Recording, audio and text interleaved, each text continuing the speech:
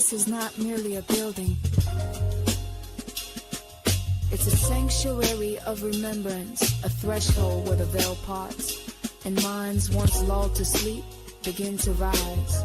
This is the house of reawakening mind. I entered in silence, intellect and despair, seeking refuge from illusions thick in the air. Walls lined with scrolls, lectures dense with light, where knowledge resurrects what was hidden from sight. No pulpit performance, no charismatic show, just a word in its purity, allowing the soul to grow. History unpacked with surgical precision, exposing falsehood, restoring vision. They taught me jurisdiction, the power of a name, how to stand in one's truth, free from legal games, from colonial codes to Moorish descent. I learned that ignorance is the true imprisonment. Not just a church, this is consciousness refined. I found myself inside the house of. This is sacred ground, not just wood and stone. A haven for the seekers who once felt alone. Here the veil is lifted, the contract unwinds. In the house of reawakening minds. Truth is the altar, wisdom is the flame.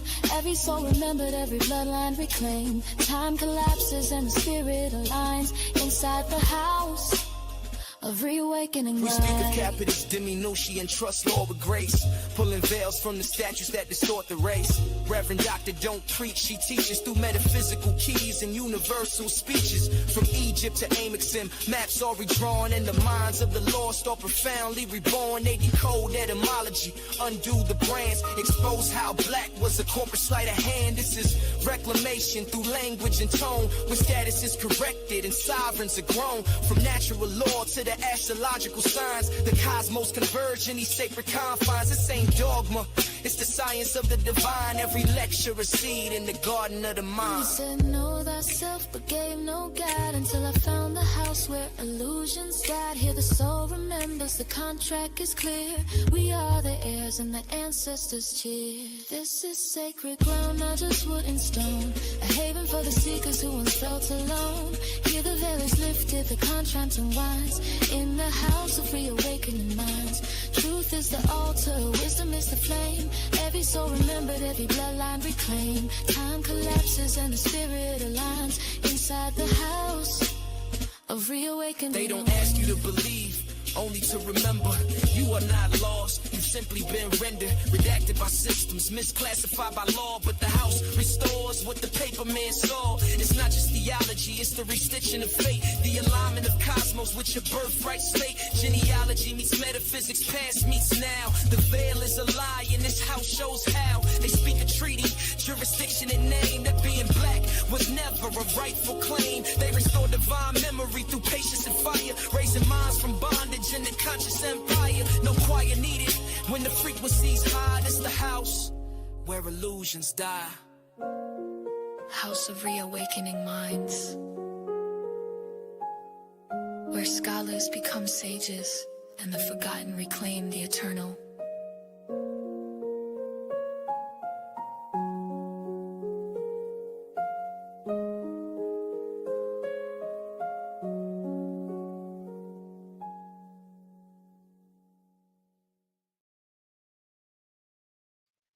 Happy Holy Day, Moors. Welcome to House of Reawakening Minds. House of Reawakening Minds exists for the exploration and practice of spirituality in an enlightened community dedicated to honoring the myriad of sacred pathways to the universal creator. We are an awakening center for spiritual grounding, free thought, self-discovery, and Moorish science, an awakening experience for all ages. Tonight's presentation is entitled The Power of Agreement, How Consent Creates Reality. Wow, that's a mouthful, isn't it?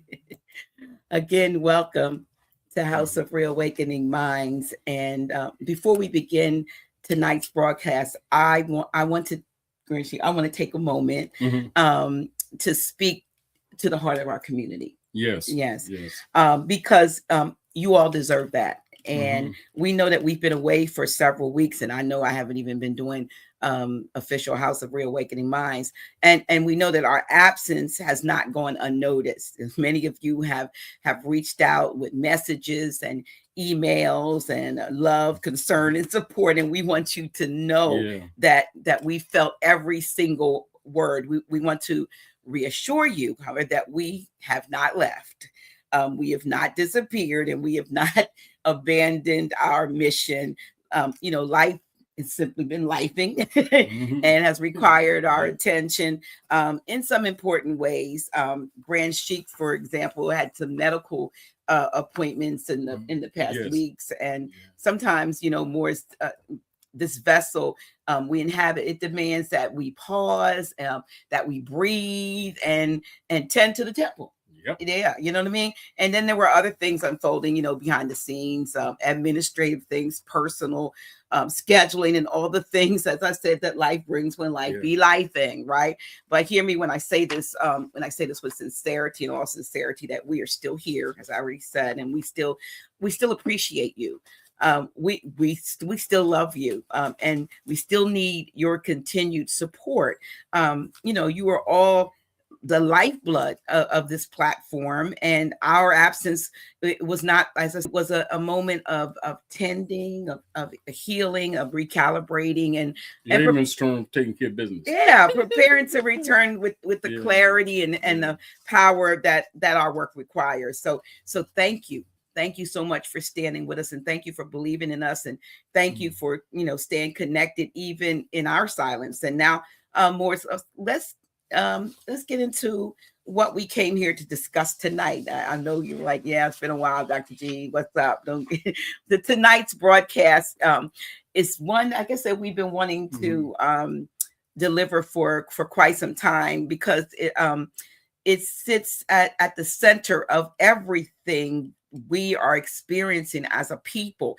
We are dealing with a principle that shapes our lives more than most of us realize, really, you know what I mean? And that's the power of agreement. And I'm not talking about agreement as in, yes, I understand, or yes, I believe that. I mean, the deep, unseen, often unconscious agreements we make with systems. We make with systems, we make with narratives, and with identities, and with fears, and with stories that we were, they were never ours, to accept. But so tonight we are going to talk about how so much of what binds humanity, and specifically Moorish Americans, is not force, or not law, not violence, not oppression, but consent. Consent, agreement, acquiescence, that subtle yes that we give, even when our mouths never say it. So and to explore this deeply, as always, I'm grateful to be joined by our teacher, our master teacher, our elder in a living archive of wisdom, Grand Sheik Taj Tarik Bey. Grand Sheik, thank you for being here. Thank you for standing strong, through everything, and, being a consistent source of information and reassurance to not only the Moorish American community, but just to the community at large, because there are many others that listen to you and follow you and have down through the years. And I just appreciate the fact that you have been part of my life and the growth and development of House of Reawakening Minds since I guess we just celebrated in October 14 years. Boy, time flies. 14 years of knowing each other and working together. And probably we've worked more closely together probably over maybe the last 12 or 13, 11 or 12 more in depth. But we actually began working with each other in October 2011. So we didn't get a chance to say anything like that, but anyway, with that said, I'm gonna turn it over to you, Grand Sheik. Yes. Anyway, one of the things that I feel is necessary, because we have limited time, so we want to at least what we've shared to be as clear and as possible. Yes, for yes. For the time. Anyway, Islam. Assalamu alaikum. Shalom, Vadi Mekum, Bon Abort. So first we want to talk about let's make sure, because we want the listeners, in particular, many of the novices, to be grounded as we have this conversation, because many people may not be cognate that with the transition the earth is going through, we're going through with the earth because we're part of the earth. Mm-hmm. And logically, some people may not be aware of the seeming discomforts that they're feeling, because some of the people are crystallizing and don't know that. That's for those who really understand the human genome. That's another subject matter, but that's for those who would recognize that and would think, well, why aren't we going into that? But we're not going into that, but we are aware of that. All right. So the discomfort that many people are feeling is because some of them are going through a crystalline development and are not aware of it because it's not told to them. Mm-hmm. So for those who know, I've told you. So don't think we don't know. So now let's talk about first verb, right? Mm-hmm. So verb is really agree is a verb intransitive. So we want to make sure those who are looking at it in a more refined metaphysical way would be aware that the title is deliberate. And so a verb is a noun and is come from a class of words expressing actions and expressing existence, and it expresses occurrences, right? And so an intransitive verb is an adjective and is a word not used with an object to complete its meaning. So that gives those who are scholars who would wonder why we're not going that far, that already gives you your tools. And so it implies a being or going together, an absence of, and without inconsistencies, without inequalities, without unfavorable effects, etc. And thus, the basic of harmonies of actions or correspondences, etc., coincidences. Now, so thank you, Dr. G, and peace and love and gratitude to the Moors who are joining us tonight and to others who are sharing and also supporting the channel. And it's always good to be here before the people. And even when the body is challenged, the spirit remains committed, Dr. J. And that commitment brings us back here again tonight. But can I just interject something as you say that when we talk about the body being challenged? Not only, and I know it's not just me, but not only sometimes does the body undergo challenge, but the mind. Even those who would consider ourselves of sound mind and so forth, there are times when there's an overwhelm or an overload, maybe with incoming information and the swiftness of which and the rapid firedness of which things are coming at us in this time that we are living in, it sometimes becomes overwhelming. And I shared with you, and I don't want to go into great detail, but earlier today, just I called an existential episode, not a crisis. Because or existential examination, that's what it is for me. A lot of times there's so many things coming that have come in that I have to stop. I don't know what to, when you don't know what to say, sometimes it's best to say nothing, which is one of the reasons why I've been on pause because of so many things. So again, it's not just the body, and I'm personally making a slight confession. Sometimes it's the mind, it's the overload of information and things that one has to deal with, especially when you have the responsibility of being an influencer who speaks to thousands of people, and you want to make sure that what you are saying, that what you're channeling is for the time. It's for the time, and it is not it's not in any way harmful Yes. to the ones that are receiving that. That's This always my. Now, some of that energy, Dr. J, is what I'm saying for those who recognize part of the transition is the crystallization Right. that's happening with humanity, where our bodies are actually changing, Dr. J. But that's a lesson in itself. Yes. But for those who know, it's crystallization. So it may be uncomfortable. It's not unlike Dr. G.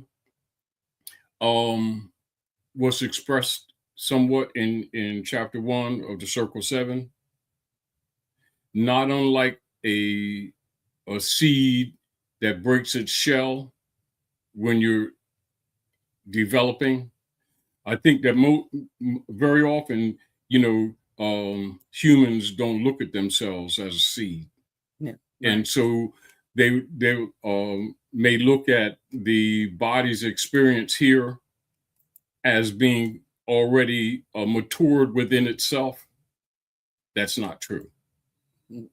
So that's going into exo metaphysics, Okay. which is not where that's why I said what I said from the beginning. Right. That's for those who know the transitory activity that's going on with the crystalline body right now. But that's a subject matter that's not commonly conversed. Right. But if there's an assumption that we're not aware of it, I put that out there because I am. But for the time being, and it's back to this too, Dr. G. It's, when we were coming up here and I said to you, sometimes, people get in a race and they get busy in the race. And sometimes you forget and you're still racing when you've already crossed certain lines. Mm-hmm. And because we're creatures of habit and because counter moves have been so consistent for so long, we continue a fight in certain areas that we've already won. Yeah, you did say that. Yeah. And so you have to recalibrate your energies. It is not unlike say for someone, you're in a boat, right? And the water's rocking and knocks you out of the boat. And not whether or not you can swim, but you can swim, but it's the shock or the alarm of recognizing potential danger. And you start swimming and you hit the shore and you're still stroking. It's not unlike that. Look at that as an analogy. I see. Okay. So anyway, so thank you, Dr. J. Peace and love and gratitude to the Moors for joining us tonight. And it's always good to be before the people, even when the body is challenged and the spirit remains committed. And that commitment that brings us back here tonight. Dr. G, when you speak of agreement and consent, you're speaking of one of the most ancient laws governing human behavior, spiritual reality. So even when you're looking at that, when most of the time we're looking, as we see right now, the political structures. And in the process of these battles, sometimes we forget our connection to source and the Akashic record. That's always subconsciously with us. But now when, say, someone who really understands the eventual crystallization of the human form, and logically those who are more advanced and who have maybe been taking advantage of humanity dread that day. So they will do things to stop you from recognizing it, because the consciousness is what activates the ascension that people speak of, but speaking of it and does not necessarily mean knowing of it. Okay. Not unlike you understand where I'm coming from. Mm-hmm. Now, logically, an advanced being who may take a negative position, right? Because remember, knowledge is neutral. Like the sun shines on the good as well as the evil.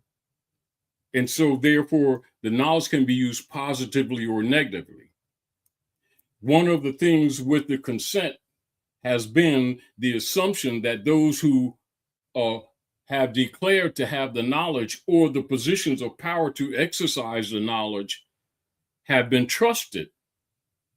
And thus, we've consented to concepts, rulership, information, concept of projection of information and concepts by parties, persons, institutions controlled by persons, and over a period of decades, years, centuries, we evolve or we develop culture around these concepts.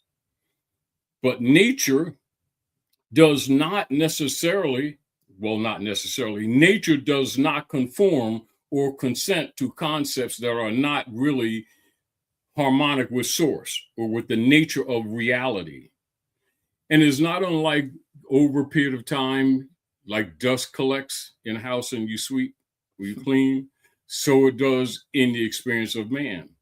And we find ourselves now that as the body is crystallizing by necessity of maintaining corrections or subtleties in correction, when we start examining our condition, we recognize corrections need to be made.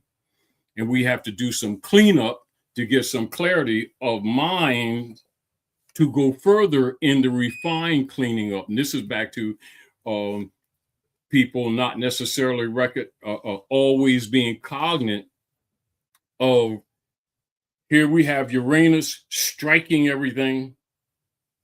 And that means all institutions, all beings, all living things, including the earth, is being struck.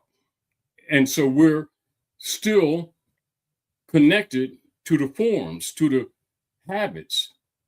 And so this is discomforting, but it is only because to some degree, some of us have forgotten source. Although in the concept, we're seeking to get back to source. You know how like no withdrawal, say Allah and man are one? Source and man are one.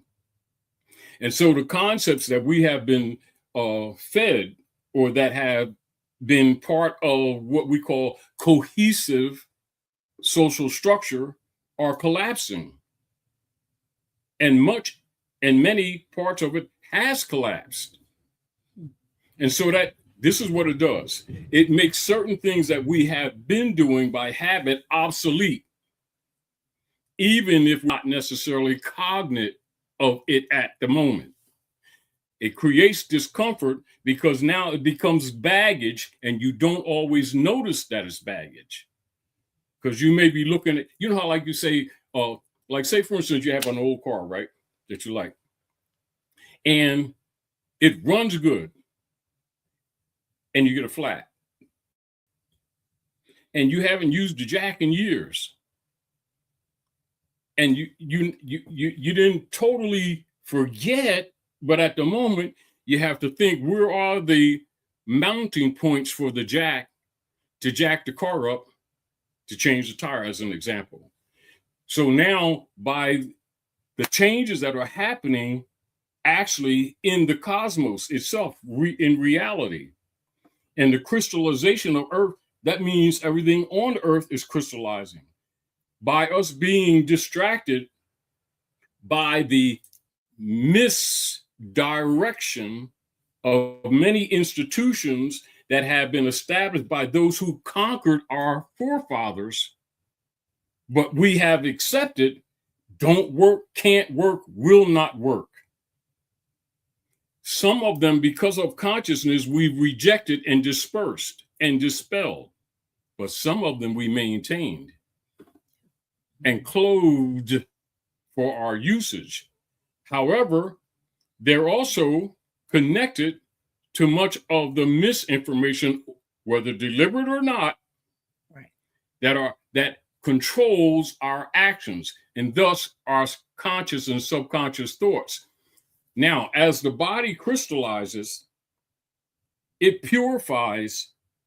The sun activates and purifies and starts moving these things, some of which we're trying to maintain, because some of it we still think or thought was correct or right. So now what is happening? with humanity all over. And it's also institutional thoughts are collapsing than we assumed would.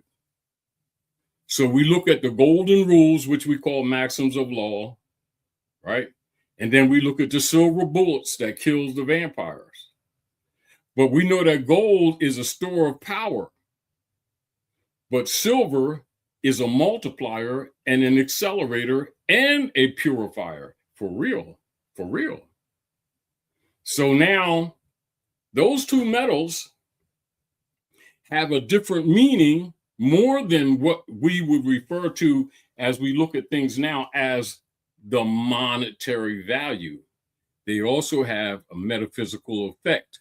Those who knew and know look at it differently than we would right now, necessarily. Most people are looking at the dynamics that are taking place right now from a monetary perspective. Those who know what's going on in the cosmos are already past that because it's collapsing the institutions on a metaphysical level too.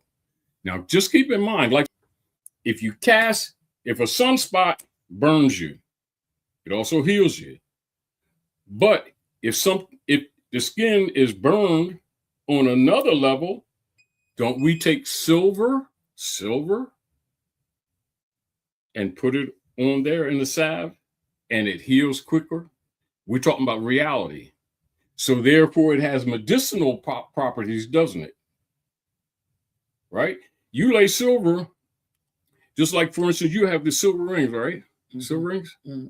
Now this is a point of what you call attractiveness. We dress the body. However, those who really understand this truthfully knows that everywhere around this area, within minutes, if there's any microbes whatsoever, they're already dead. So when our foreparents would use certain metals, copper and silver, as jewelry, it wasn't just for decoration. So it has metaphysical properties that people don't even think of.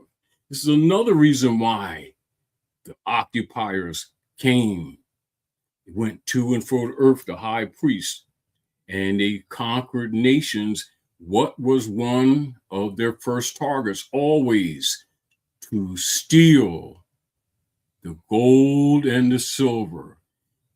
People who look at it one way are looking at the monetary value, but they're looking at the monetary and the metaphysical. Think about that. Think about that.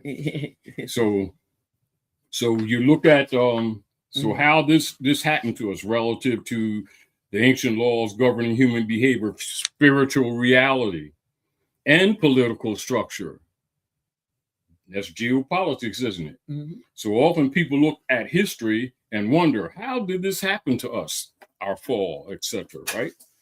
And how did we get from being parts of sovereign empires and from builders of civilization, from custodians of knowledge, to this negative or low level, socially, politically, spiritual, where we are right now, right?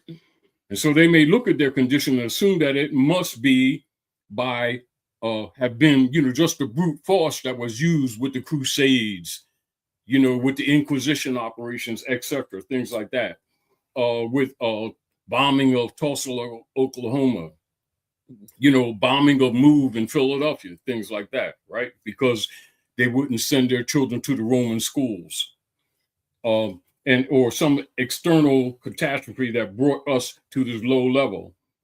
But that is not the whole truth.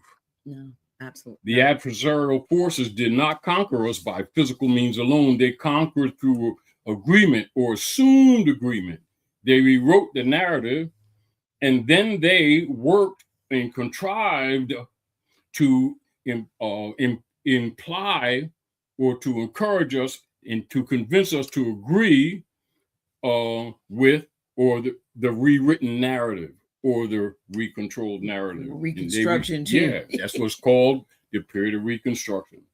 And then they reshape the meaning of identity. That's called connotative linguistics, isn't it, in written form. And they convince us to accept a new identity. That's the brand or the nom de guerre systems that they refer to, right? And thus they created false jurisdictions. Some we dispelled after thinking, and some we've adopted. And thus your conversation as you presented, Dr. G.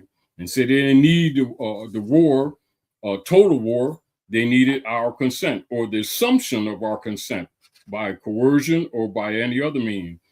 And many of us gave that consent unknowingly. Right.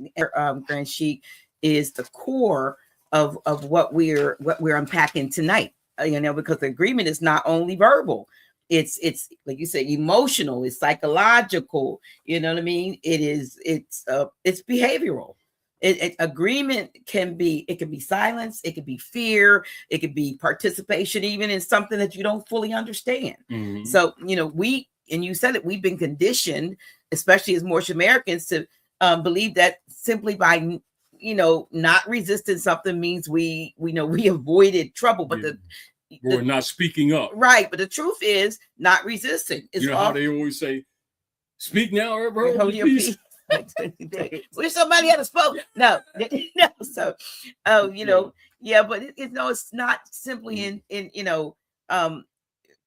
that we avoided it. But the truth is that by resisting, we actually have it. It's interpreted as what they call tacit or acquiescence. A lot of times, assumed jurisdiction. Right, and the moment that our energy aligns with their narrative, we become bound to the consequences of that narrative when we when that's the case. It's called default. It's called default waiver or a right of way or waiver of right, but not necessarily knowing that not speaking up or not declaring or not projecting or not, professing your right, not by right of law, but by assumed jurisdiction, is an assumed abandonment. As a matter of fact, Dr. G, you ever notice that now you worked in areas of structured government, and you know how many people never paid attention to the fact that a lot of times when they put signs on houses from the corporate venues, and they put an abandonment notice on the door, and most people didn't know that when they foreclose, that they would make a declaration of abandonment, and then it goes unanswered, and many people didn't know, and don't know that is a way they protect themselves, because they're alleging that you've abandoned the estate. Most people don't know that that's what that's for. That's why, we would tell people when, I was in housing, and when the big, bubble burst in 2008, and a lot of people were facing foreclosure and so forth, the first thing, once they would get the notice, people wouldn't leave. And we were trying to tell them, don't leave, don't leave. Exactly. You got, that it's almost like possession is 9/10 of the law. What does that imply? That implies that they have a right of estate, and they're being intimidated to abandon the estate because the adverse claim is a right that goes with foreclosure that they don't tell people. That's what you already know. We talked about that years ago. But go ahead. Yeah, well, and just to, finish up that little section, but, sometimes those consequences they show up as confusion. As I said, they show up as fear or disorientation. Like I said, in the case of you got a foreclosure sign on your door, you don't know what to do, right? But at the other times, it can even show up as sickness and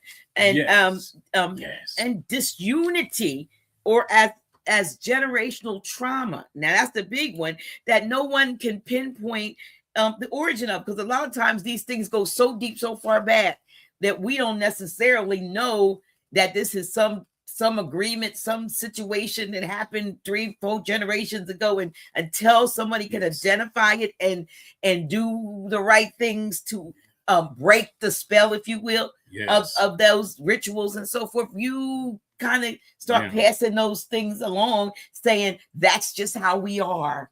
That's how the Joneses are. That's how the Johnson. You know how you people.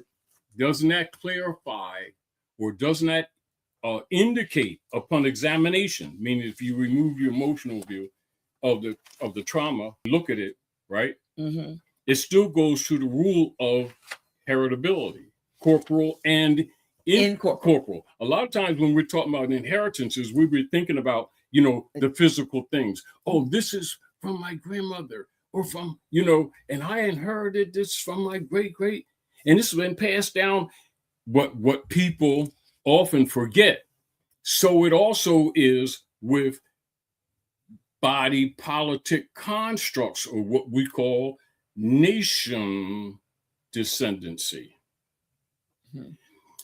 And so even some of those dynamics, and this is interjection that we're not going to lean on it, of the problems that they're having now via the United States Corporation Company and the corporation occupying the land, doing business on the land, mm-hmm. and having problem with the Naturalization Act that they modified years ago and haven't been discussing, but is a political problem right now that they're dealing with, the immigration problem, and is conflicting in the political structure right now. I would venture to say, and you may correct me if I'm wrong, when you think in terms of the naturalization process and the immigration process, it's only now in terms of that's here and calling themselves the government, that now, if you look at the structure or who's in that said government, they too would be subject to you're not from here. Exactly. Now, I mean, that's the way I see it. Now, remember, this is years back, across the street, right? Mm-hmm. Because the House of Reawakening Mind is there and here, mm-hmm. right? And what did we say? I said, Donald Trump is assigned. Right. That does not mean support. Don't get confused.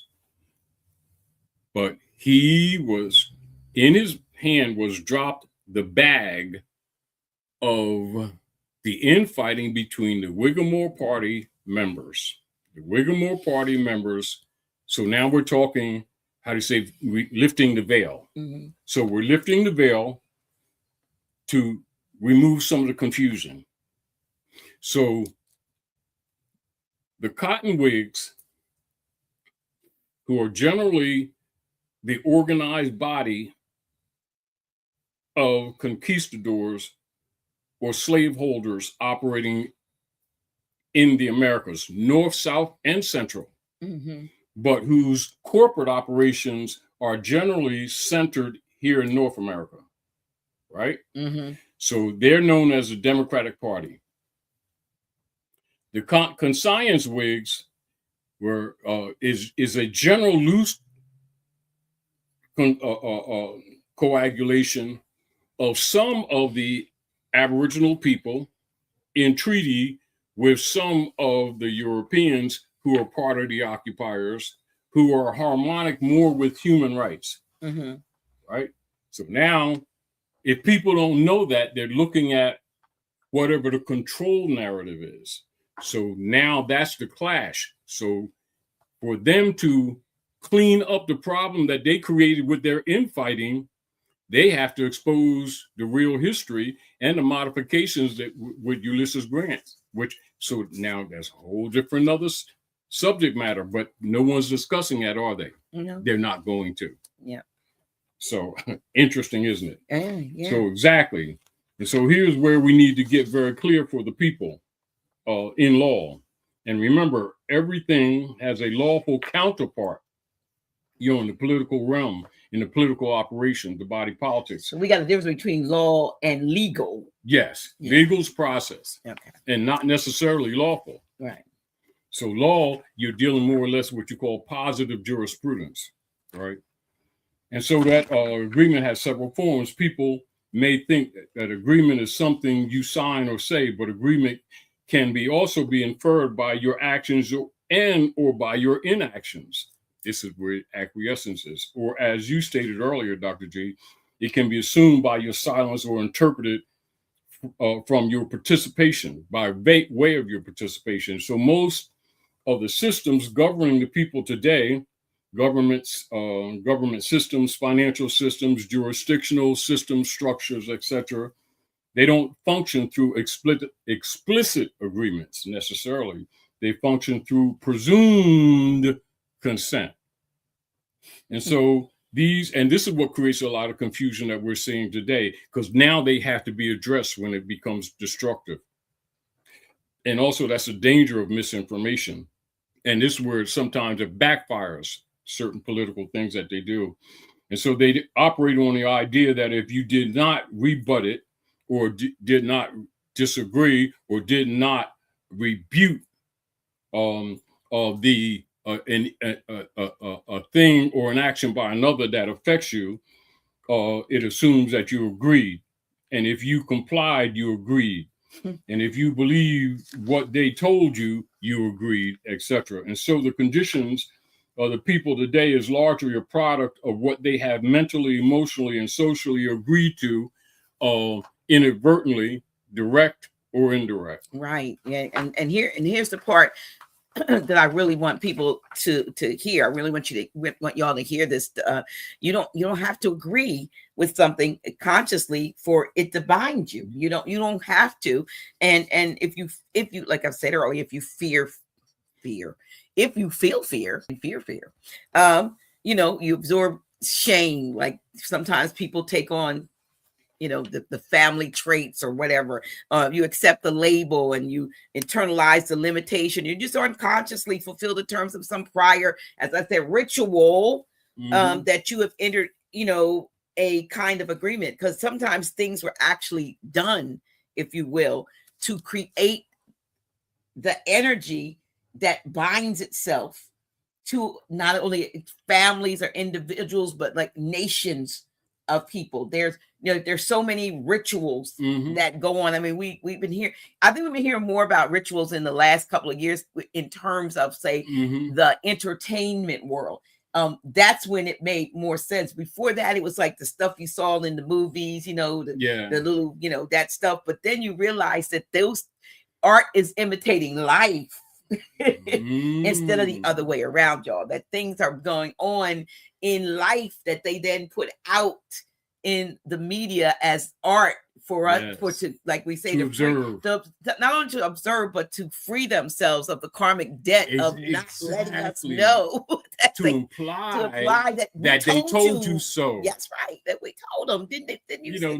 Not unlike many of the signals of both history and action, pre-action, or predetermined actions and conspiracies that are told, like in The Wizard of Oz, an example, like in The Matrix, right? Example, in The Black Knight, in Wild Wild West, different movies, and they're actually telling you actual things in life. Oh, listen, a side note. Yeah. So I was watching a series that must have been maybe from 2017. I can't even remember the name, y'all. And if I'm saying something like that, I really should tell you what it is. I think it's called Timelessness or something. Anyway, in this series, the folks are going on these different back in history, and they're chasing a time bandit that stole a time machine and keeps going back in history of real events that we're aware of, at least, and they try to get him, because if say if you go back to before Abraham Lincoln was born and kill his mother, then Abraham Lincoln would be born, and a lot of folks in the future wouldn't. So anyway, there was this segment they did on this guy, and when I first saw it, I said, that's Bass Reeves that they're talking about. Now, you all know about Bass Reeves, and he was a marshal in the late 1800s, late 1800s and so forth, maybe the early 19th, I don't know, but he had brought in over 3,000 outlaws, and he did it a lot of times. He'd be wearing disguises, like he'd disguise himself as a preacher, different ones. Yes. He would go in single-handed, but he had a scout, a boy with his boys with him, who was what they called themselves a Native American before we knew we were Native Americans. He had a scout, and he would assist him, because he had grown up in Indian territory. Come to find out, in one area, when the people went back in time, they saw this guy and they saw his scout, and he called the brother called the scout Tonto. Mm-hmm. And the guy back in history said, "Did he just call me a fool?" in Spanish. Oh yeah. So which got me on, going through Chat GPT to see what does Tonto mean in Spanish. Well, darn if it did mean foolish, like silly and all that. So fast forward, a lot of us, at least in my age, we grew up watching the Lone Ranger and Tonto. Come to find out, and Chat GPT confirmed it. The whole narrative of the Lone Ranger was based on the life of a Moorish, melanated man by the name of Bass Reeves, who had a sidekick who was so-called, First Nation, Native American. And the word Tonto that they gave him in that series called him a fool, was making like they flipped mockery, they mocked him, but they also took the life of a Moorish man and made it a so-called white masked man who was going around. It was never them. Yes. This was the Lone Ranger. So, it's just like, oh, that's all the years watching. Isn't that how many other things? Yes. Have we been, indoctrinated to believe and not see ourselves in the right light because of what they put before us and kept the truth away. This is another reason why, Dr. J, even like what we were talking about earlier, with a disconnect by multiple means of influences in the social structure, why many humans don't recognize the discomfort that we're feeling right now, because many of them are becoming crystalline and don't know it. Those who of advanced knowledge, who knew it, who dread it when it's coming, are doing things to kind of put us back in a basket, and it's not working because it's outside of the timeline. You see, and this is back to even right now where people are discussing time travel as a fictional idea when it's always been a reality. Yeah. Now for those who know, have been using it, right? However, the nature of things is that Mother Nature always ultimately balances things out.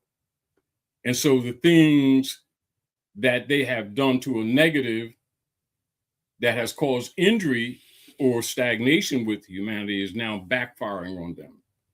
Then when they use some of the same technology to try to cause resolution, it's backfiring on the backfire. Oh, yeah. And so socially, this is, again, why some people don't understand why they're destroying or trying to destroy some of their own institutions that appear to be counterintuitive. Not necessarily so. Yeah. But that's why media is the way it is today. It's not here to inform you. It's here, as to recruit our consent. That's what they is. When the media repeats something over and over again, when they're really not representing or presenting facts. They're seeking agreement, which is what we're talking about. Yes. And they're trying to shape a collective mindset, because so many people, see what they see, and they say, well, that's just, like I said, that's just the way things are, or that's just we can't, the course of what, well, we absolutely can. They've been doing, but the assumption. Yeah. See, that's the assumption. Yeah. And so you're absolutely right. Right. And this is why people must understand the mechanics of what they created, knowing these disciplines with what they know as what we know today as propaganda. Mm-hmm. So propaganda is not simply lies told loudly. Propaganda is the art and the knowledge of the metaphysics that is not taught to the masses, of shaping reality through the manipulation of agreements and assumed agreements. right? Because there's no real absolutes, which you already know. So the adversary knows that if they push a narrative long enough with enough emotion, effectively encouraged among the targets, and repeatedly do the same, that the people may have a tendency or will eventually fold into the agreement just to relieve the tension of resisting. And they surrender their discernment in exchange for comfort or assumed safety, and their identity, and trade their identity in exchange for belonging or being a part of their sovereignty in exchange for appearance of safety. And so what they don't realize is that every surrender is an agreement, and every agreement strengthens the jurisdictions, even though they may be artificial, of the one you surrender to in the first instance. Yeah, and that surrender, it becomes generational, as I said earlier. The children grow up under the agreements that their parents made, and I mean that the community operates under agreements that no one remembers signing. The nation suffers under the agreements that their ancestors were manipulating into accepting. So, and because no one remembers the origin of the agreement, the consequences, like we said, seem inevitable. They feel normal. They become what they call culture. They become the culture, so self-generating. So when we're told, you're minorities, people accept it, or that you have no power, people internalize that, or your history begins with slavery. People repeat, the narrative, the and when we're told that we need, permission to exist, people submit to it. And the moment that we agree with the lie, we harmonize with the liberation with that vibration, if you will, of the lie, and the consequences of what the lie unfolds in our lives, right? It becomes truth in a sense, even if it wasn't. It becomes our functional truth, and thus accepted as reality, when actually it's called living a lie. And this brings us to a very critical piece of tonight's discussion, Dr. Jordan, and that's concepts of jurisdiction, the fact of jurisdiction, where you're dealing with in personam jurisdiction. That means the person, subject matter. That means the classifications of whatever the jurisdiction is, and territorial. That means the geography jurisdiction. And so when you agree to a thing, you willingly and sometimes unwillingly place yourself under such jurisdictions. And that is not just legal, it is metaphysical. So there's mind, concepts, i.e., so now you have your political, jural connection. And it is spiritual and it is psychological. So you got to be cognizant of that so you can make discernment. You got to know all of the different aspects of it. You can't just be stuck one place, because you'll miss something. Yeah. And so if you agree to, or assume to agree, that someone has authority over you, they have authority because you give authority, etc. Even if you're not cognizant in your mind that the acquiescence is still a giving authority or power of attorney. And if you agree to that system, to a system that can define you, the system does. But keep in mind that the system is inactive. The system is always active by a mind or being behind it. And so if you think system, you're actually looking at a thing, when you really need to always pay attention to who controls the system, right? And we have a tendency to forget that. And so if you agree that you are powerless, you will behave as though you are powerless. And so Rome built an empire, or built entire empire centuries of influence, not on military might alone, but on the people's naivety of agreeing that Romans were their authority. And so once the people agreed or acquiesced, Rome barely had to lift a hand or a sword. And the assumed agreement is the most powerful instrument of government ever devised. Yeah,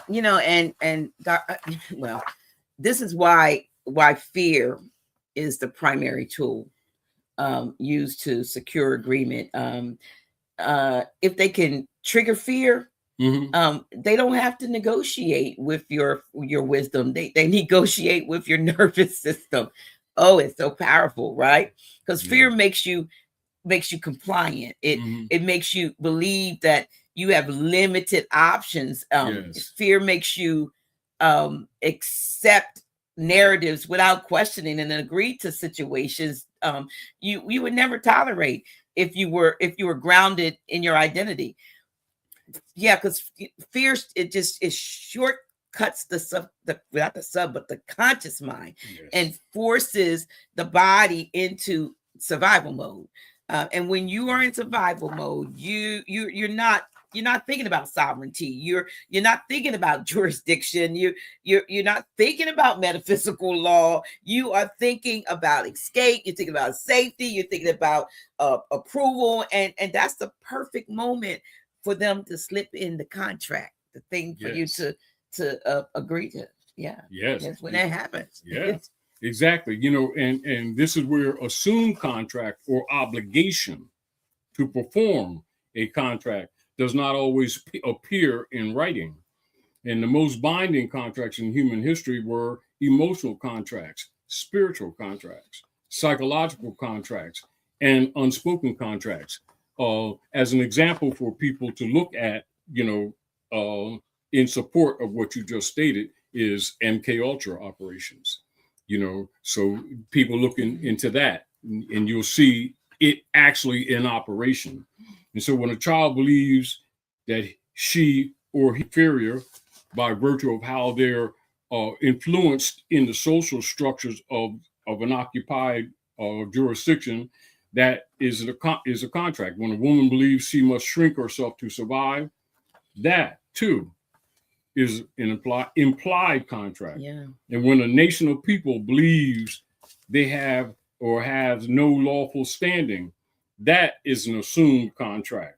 And when a people believe that they must assimilate to be accepted, that is an assumed contract. And those assumed contracts shape political, social realities more powerfully than any constitution.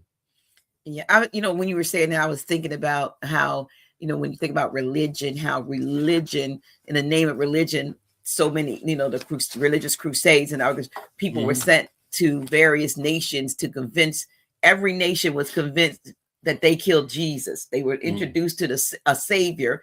Maybe it was, whoever they used, but they killed the savior. And in order to atone, for killing the savior, that they had to accept this Christian contract, and if you will, really, in order, to make it into that, wherever they believed they were going at the end, from the misery they were being projected. Right. And it's just, and it has not ceased. It hasn't ceased. It's just they have a different way. So well. Yeah. So but this is why the Moors have to understand that every time we allow fear, false identity, mainstream ideology to dictate our behavior, then we are entering into agreements with systems that want nothing more than they only want our compliance. And this is also why unity is essential. And we have such a problem with that. But disconnected individuals are easy to program. Unified people, are nearly impossible to manipulate. But when we stand together in identity and clarity, in jurisdiction and in self-knowledge, our collective agreement, it'll dissolve and dismiss the lies. It'll just do away with it. You can't. It's like it become unity is like concrete put in the cracks and the crevices of stones that may individually be stones in and but themselves. But when you concrete or cement those things together, the strength of 100 stones is so much together is so much greater than 100 individuals sitting out there by themselves. You agree? Yes. I mean, and that's what I see what's wrong with us. It probably all people, but let's look at this. Okay. This is one of the reasons why they use the military term, which they refer is schismata and schism. Okay. Schism in layman's terms is called divide and conquer. Huh.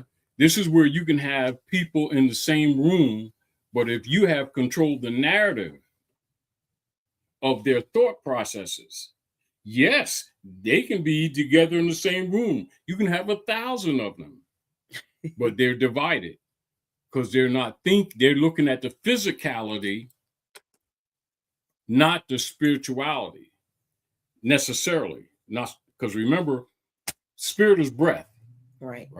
Mm-hmm. But also the nature of the being, etc., on a metaphysical level is the unseen or the knowing. So if the masses don't know man of mind, they're looking at unity from people being in together in a club. So if one who knows the metaphysicality of the being knows that they're not thinking on that level, all they need to do is control the narrative. That's what the end kill ultra is. So now, Dr. G, and I want to deepen something you just said about unity. Unity isn't simply the gathering of bodies. Unity is the alignment of agreements. Therefore, there must be some basis of knowing or gnosis upon which they agree to cause the unity. And if people gather in the same room, but they're agreeing to different realities, it's called, how do you say, the trauma, to scatter them, different fears, different identities, different narratives. This is the branding, the nom de guerre, which we identify these because these are components, right? And they are not unified. They're merely grouped.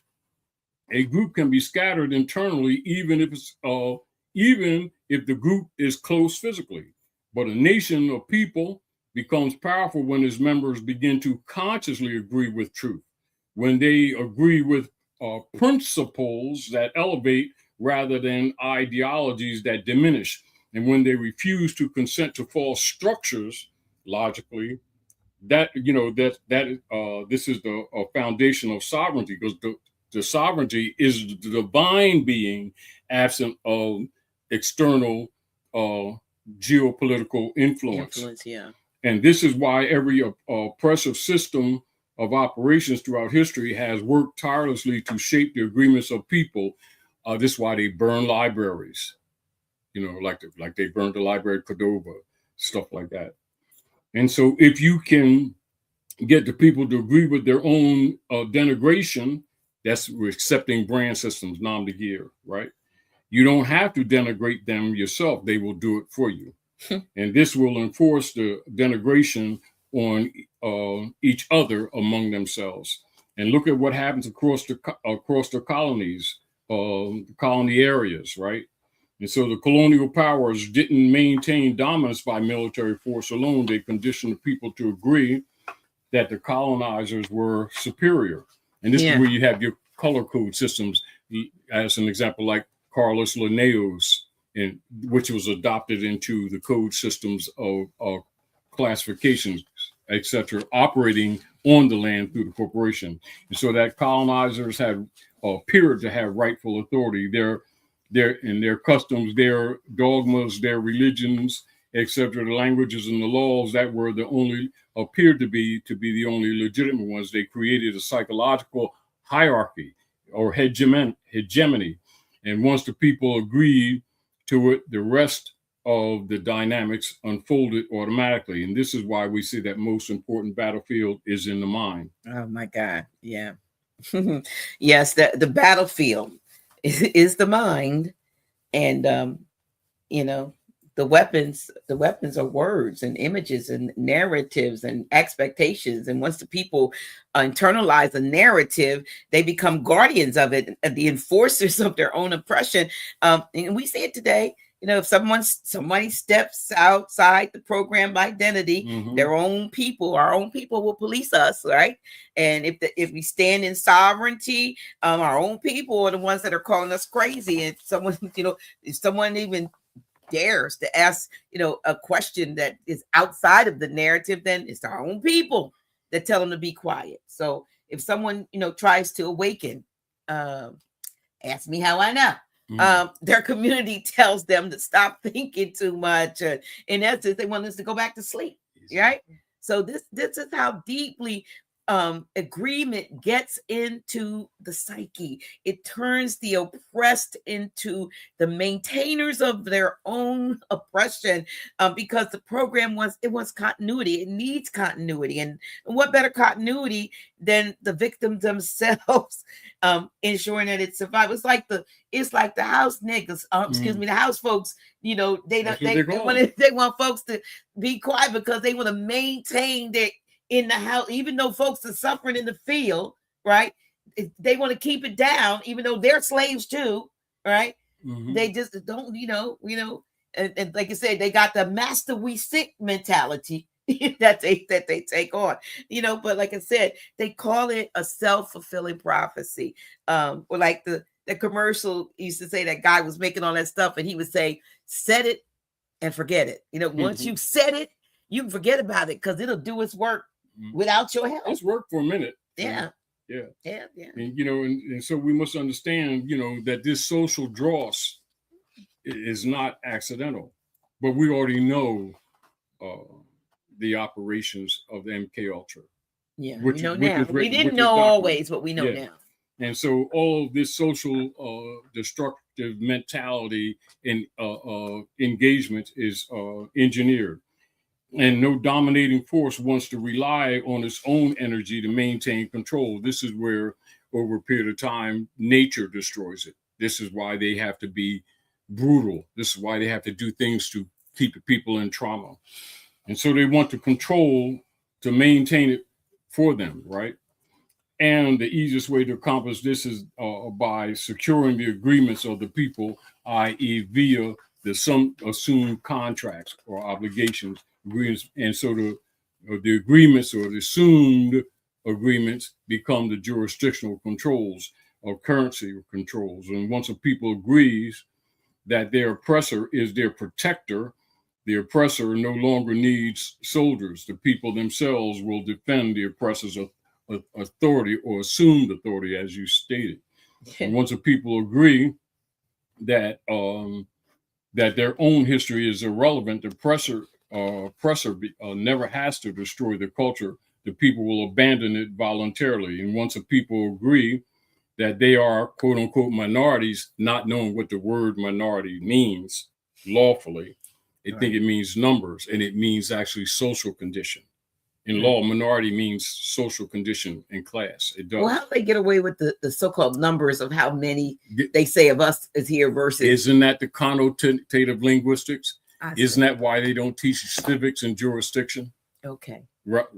In other words, it's more of us. I mean, less of, well, wait a minute. It's the social condition that we're in versus the social condition that the other folks are in. But we saw during the little shutdown how many of them were actually crying about not getting their SNAP benefits, and they did the stuff that they. Now, didn't they say when you start studying the programming, didn't they say introduce a benefit just enough to encourage them to agree, let them get used to it, then withdraw it? That's what I always say. Trauma. The Lord giveth and the Lord taketh away. The Lords of London. They giveth and they taketh away. The Lords of London. This is psychological, because remember they did that on monkeys. What's the scientific names for Rapunjade, for monkeys, gorillas? Troglodyte niggers. So they call it house niggers. So they don't know they're saying house monkeys because they can't read, because they assume it means something else. But they agree to it, don't they? Mm-hmm. Don't they start repeating it? So that enforces it upon the children. And the children pick it up and start saying niggers. We agree. So they're saying monkeys. So the Panjade are outside of the human family, though they're primates. Am I correct? Mm-hmm. They're primates. Mm-hmm. So therefore, human rights don't apply by assumed agreement. Just because they don't know what they're saying, they're still saying it. And so that in law, that would make such persons what they would call wards. That would mean they are incompetent. And thus, in law, they would also legally classified as minorities. That means of a lower class, incompetent to care for their own conditions. Now, so also let me read this real quick, because this is very one time that you brought that up, Dr. G, and show you how things are being used and how they're actually valid, but deceptively so, right? Mm-hmm. So look at this. Wardship, right? Mm-hmm. So wardship in military tenures, right? Yeah. It is the right of the lords to have custody as guardian of the body and the lands Of the infant heir without any account of profits until he was 21 or she 16.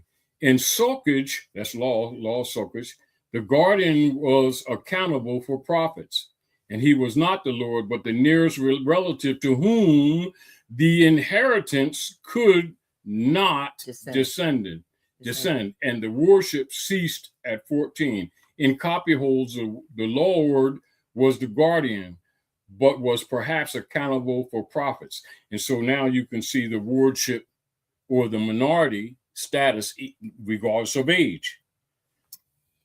So that's legal status. And so you can even see why they're referred to as state wards. So the same people that are being traumatized by that, how do you say that, little bit of food crumb benefit snatched away, they're now in trauma. Right. Right. However, what in their legal status that most of them aren't even thinking it is called what? State wards. There are. Where's the state? So what is a wardship position? And is not known to the people, but they agree to. It's a legal term for a slave. How do you say a moderated, soft way of saying slave, but it's actually a legal term. Now, just real quick, so we want to make sure that we're clear on this, so we're looking at minor. As you're looking for that, wasn't the prison industrial complex set up to feed or continue slavery in a sort of a subtle way because of what they wrote in the Constitution about what could? Isn't it assumed jurisdiction? Yeah. Is now, and that, so now you're dealing with the status, right? Right. So that argument came up with, and most people promote the Dred Scott case when they talk about that situation, don't they? Right. But then the case that superseded the Dred Scott case was the William Dungy case. Why do they not talk so much about the William Dungy case? Because they were in the same timeline, 1852 to 1857 area. Mm-hmm. One right after the other, and they both dealt with status. Now look, so here in law, right? So minority, the people think it's the numbers, doesn't it? Yeah. Minority actually means the state or condition of a minor. Infancy. So isn't that soakage that we read in wardship tenures? Mm-hmm. So now minor is an infant or a person who is under the age of legal competence.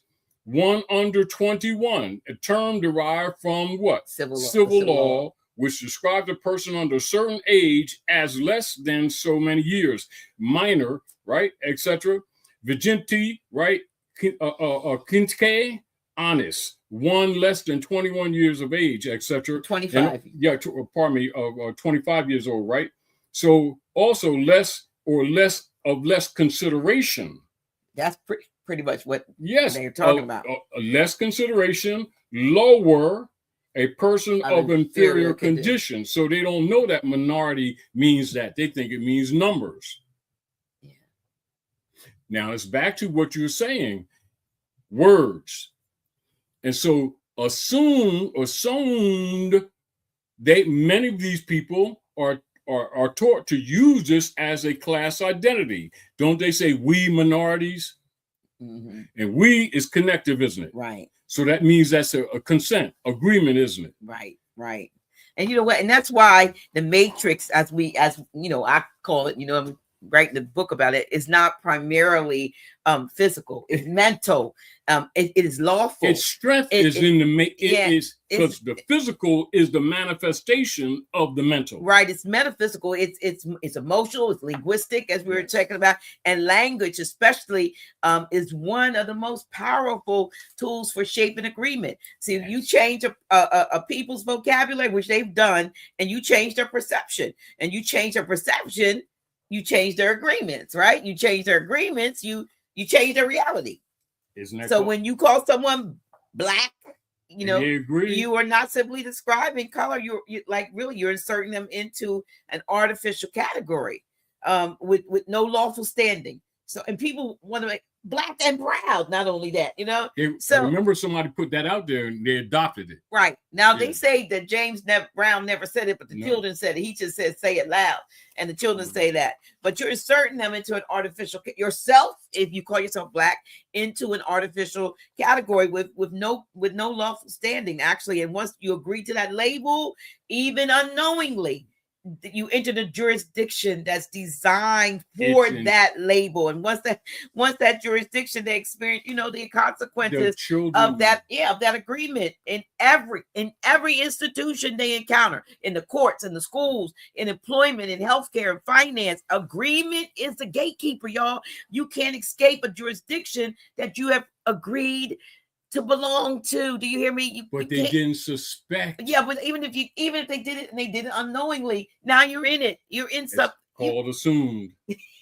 So the agreement concerns right of estate and thus power of attorney, and we both know that that's not on the people's mind when they're just talking these things casually. In everyday, the trained conversation reinforces the jurisdiction and is never suspected. They're going on with a conversation about something else, not knowing they just created a jurisdiction and are maintaining it. So this is why we say that people must correct their status. Status is not merely paperwork or someone claiming anything. Status is an agreement. And if your internal agreements remain aligned with false identity, the paperwork is merely symbolic. And the true status of a being or correction happens in the mind. And if you still see yourself as subject to another power or another people in subjugated position, the paperwork will not save you. And if you still agree with the false jurisdictions created and controlled by them, including the narrative, the paperwork will not free you. And if you still believe you are powerless, the paperwork will not empower you. For it is only an expression of the frame of your thoughts, but the action on the thought makes the difference. Your internal agreement is the true jurisdiction. And when the mind shifts, when the internal agreements break, the external world must follow. The universe responds to the alignment of the mind, not the declarations on a piece of paper alone. And this is why we emphasize nationality. Nationality comes from nativity. Nativity means to be born. And nationality is not simply a card, it's a consciousness. It is an agreement with your true identity, your true lineage, your true jurisdictions that manifest in the political realm, etc., in the geopolitical realm. And it is the refusal to consent to false classifications or misclassifications or nom de guerre. Right. And when you reclaim your true identity, you don't just change how the world sees you, you change how the universe responds to you, because the universe, it respects truth, and when you stand in truth, things shift, doors will open, clarity increases, fear diminishes, and your authority, it does strengthen. But the shift, it can't happen while we're still agreeing with the lies. You know what I mean? Projecting, because you project. And there was one of the unique things about us too, Dr. J, is our capacity, or what is called the will. Continue. Yeah, you can't elevate while you agree to inferiority, and you can't break free while you agree with confinement, and you can't rise when you agree with fear. See, all of that. There's a lot of you can't. You just can't. You can't awaken if you're agreeing to stay asleep, if you don't really want to, get involved and do anything. So the question, for the people, for you listening tonight is, what have you agreed to without realizing it? Think about it. What contracts have you signed emotionally? I'm giving you a minute to think. What jurisdictions have you consented to mentally? And what limitations have you embraced unconsciously? And you know what I mean? And even beyond that, what narratives have you repeated because they felt familiar? We have to examine the agreements that we inherited, the agreements we absorbed and the agreements we surrendered to without awareness. There, that's Sheik, that's where true liberation begins. Isn't it, when you look at that, isn't it rooted in the expression that was projected at the Moors by Noble Ali when he said what? Study well, study yourselves, because by us being so busy in our trauma, we have not studied ourselves, because once you begin to study yourselves, these things will become obvious. Even as you made note with this, how did you take these notes? Is because you start looking at, examining, being objective, examining. Let me ask you a question, condition. Just for clarity. You said yourselves. Did he say study yourself, or did he say study yourselves? He was talking to us collectively, which is different than what a lot of people. The reason why I wanted the clarity, because a lot of people are trying to figure out how to study themselves, like how to look into their own psyche, into their own, personality and background and all that. And it is not what he said. He said, like you said, it is a collective body that has to be looked at, because we're multifaceted. Look, we are multifaceted. And so you can't just look at one aspect of who we are and figure out, but you got to. And what did he say in support today? He said, go back to the state of mind of your ancient mothers and fathers. Right. So when you do, you'll find the culture, and then you start applying those tools. And also you start looking at the things that the oppressors deliberately start destroying, and then you start re-looking at them. Then you look at condition, then some things start become obvious. Then once they become obvious, that sparks your interest to what? Reclaim those things that you didn't even know was yours at writer's birth, because you had dispelled them or dismissed them by virtue of adopting the influences of those who occupy. Right. And so, yes, Dr. G, liberation begins not just with revolution, but with revocation, right? And the first step is withdrawing consent, revoking agreement, and breaking the internal contracts that are assumed to be by our acquiescence. Is that like reversioner? That's exactly what it is. Okay. A reversioner is saying, making it public. So that's a public revocation. So that means you did not stay silent. You did not waive your right. And you did not ignore parties, meaning that you're identifying parties. And so make no mistake, Dr. G, revocation is powerful. And when a people collectively withdraw their agreements, structures collapse. And they collapse not by violence, but by absence of support. Oppression survives only because the oppressed agree, whether consciously or not. Yeah. And to participate in the constructs that oppress, once the agreement is gone, the system loses its foundation. Let me give you an example from ancient times, right? There were empires that ruled vast territories with minimal military force because the people agreed with the empire's legitimacy. But when the people collectively withdrew their agreements, their psychological alignments and harmonies, or appearance of harmonies, and when they stopped believing in the empire's moral authority, etc., the empire fell from within. No war was needed, though there was a war, is in the war in the mind. No rebellion, physical, was necessary. Just withdrawal of consent. An agreement gave it life. Revocation brought its death. And the same principle applies today. The moment our people stop agreeing with false identities, false jurisdictions, false narratives, and fear programming, the systems built upon those agreements and assumed contracts begin by nature to crumble. Right. And this is why the systems invest so heavily in maintaining agreement. You know, they spend trillions on media, on education, religion, entertainment, pharmaceuticals, politics, and on and on and on. Not to inform or uplift us, but to influence what we agree with. That's how they do it. They want us to agree that we're divided, that we're helpless and separate. They want us to agree that fear is rational and that their authority is legitimate, and that our identity is whatever they assign us. We'd have been so many folks, you know, saying Negro, colored, Black, African American, Afro American, Coon, Native American, Aboriginal, whatever they say, that their authority is legitimate. You know what I mean? So, you know, and most importantly, that they want us to agree that resistance is futile. That's the biggest lie. That's the greatest lie.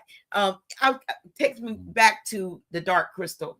Mm-hmm. Oh yeah. It takes me, for those of you who are fans of the Dark Crystal, those gelfings, those big ugly Baloofa things that were running everything.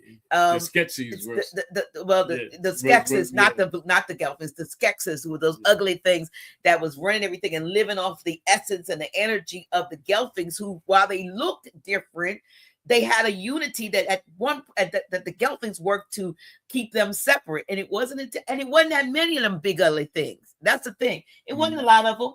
It was a few of them, and a whole lot of gelfings. Like, there's a few of them and a whole lot of us's. But as long as you think that they, you know, that it's almost like the Wizard of Oz, that same archetype, something hidden with claiming power. Did you notice the signal? The crystal was a pyramidal. Yeah. Yes. Yeah. So, you know, they were living off the essence of the people, and that's sucking the essence, if you will. And then they got greedy because they were taking it ceremonially and ritualistically over at periods of time. And then they were like, oh no, let's just get them all. We just want to, you know, we just want to suck them all up and all that. And I think it's where we are right now. I feel like that we're at the, you know, we might as well get all we can because the ship's going down. You know, we're about to be revealed. And the bottom line was unity is what you know, saved, if you will, the masses, so to speak. So look at it from a metaphysical point of view. And from an actual cosmo point of view. Why is so much effort, or how do you say much? Why are so many comments being made on sunspots now? Oh, I don't know. Well, you need to look at that. Because we like the sun. The sun. Doesn't that imply crystallization? And doesn't fire crystallize sand? Yeah. But also crystallized mind. Is it, for those who really know or look at this from a metaphysical point, doesn't it crystallize the cells?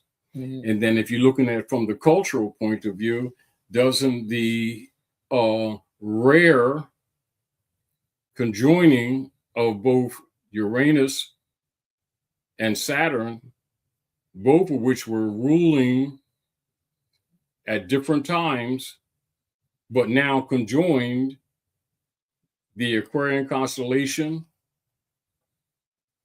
that's destroying institutions no matter what. And this is causing a lot of the discomfort because all institutions are collapsing. Now we're talking about the actual cause and effect, that people who know the culture know what was going on, and people who don't know it are unsettled because they're not aware of what's happening.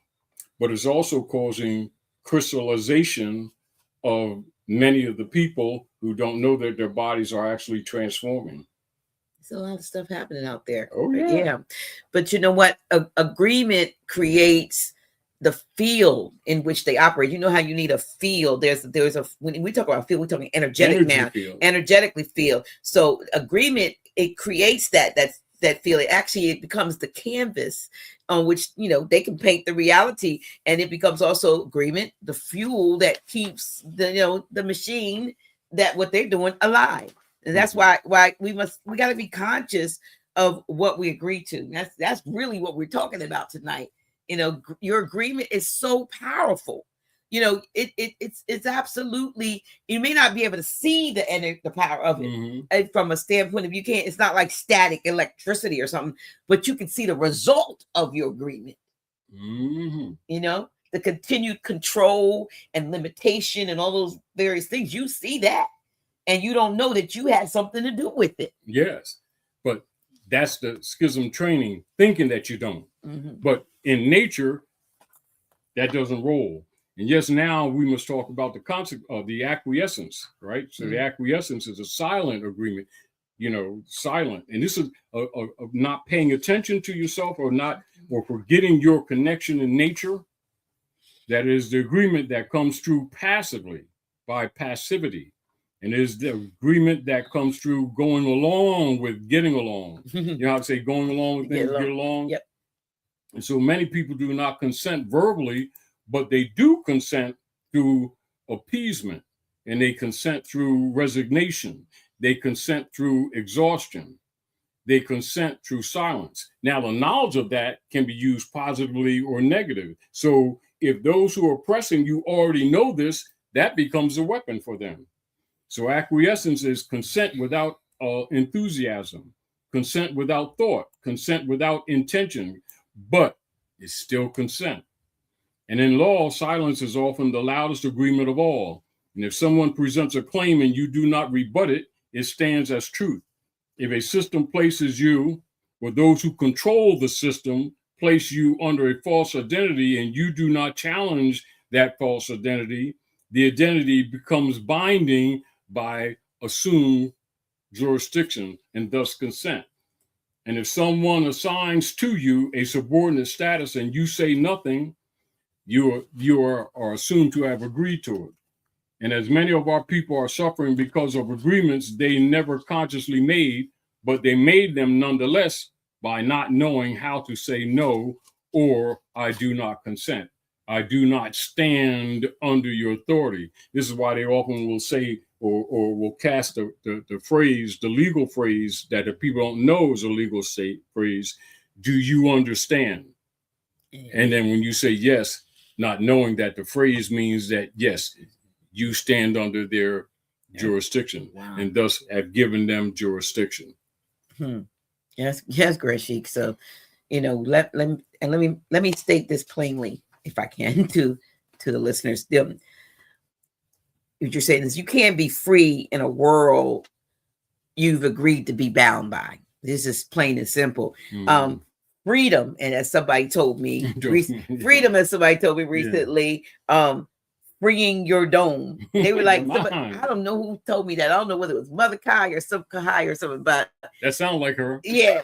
If you told me, then you the one told me. But somebody told me they didn't need freedom. They just needed to be free, because they didn't want a dome over them, if you will. So, but it requires conscious non-agreement. You know what I mean? It does.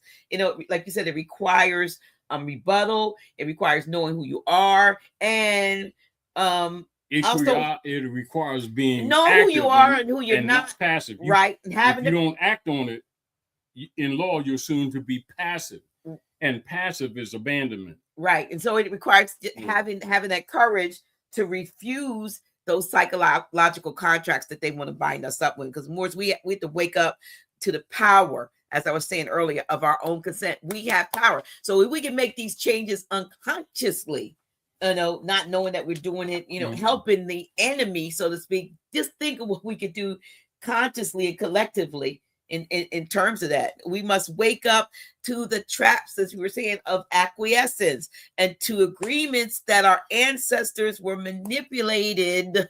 They were manipulated into what governs the ordinance departments. Right. Knowing, so therefore, a lack of knowledge or words or knowledge of words removes your power of God. Because the word is, that's why they say the word is God. First, there was the word. And this is back to what you were saying earlier. And so the word was God, and the words are with God. So now, Dr. just moving to the dimension of the topic that reaches beyond psychology, right? Beyond civics in general, and beyond sociology into metaphysics. That's my right? subject. I like that. Yeah, because if we're going to teach people how to revoke agreements, we must first teach them how those agreements take root, right? Yeah. Because you know how I say some weeds take root because we've ignored them or we didn't pull them when they were early. Oh, the tree out there. Like exactly that we had to eventually chop half it down because it got so unruly. So agreement is not just a thought. Agreement is a frequency. It's a vibrational signature. And when you agree to something, you align yourself or your field with it, and you harmonize with this resonance. And the universe responds not to what you say, but to the vibration you actually hold. And so if a person or natural people say, I am strong, but inwardly agrees to fear, the universe responds to the fear, not to the statement. And so if a natural person says, I am a sovereign, but inwardly agrees to inferiority in status, the universe responds to the inferiority, not to the verbal affirmation that has no real spirit behind it, right? And so if a natural person says, I trust the creator, but inwardly agrees with the negative, controlling political world's narratives of doom, the universe responds to the doom because that is the active agreement. And this is why people often feel confusion. They may be speaking one thing, but agreeing with another. And this is where you're not really in harmony, what you call honor. Mm-hmm. You know, you can't fool yourself. Right. You can fool yourself, can't fool Mother Nature. And the universe is always faithful to the deeper agreement.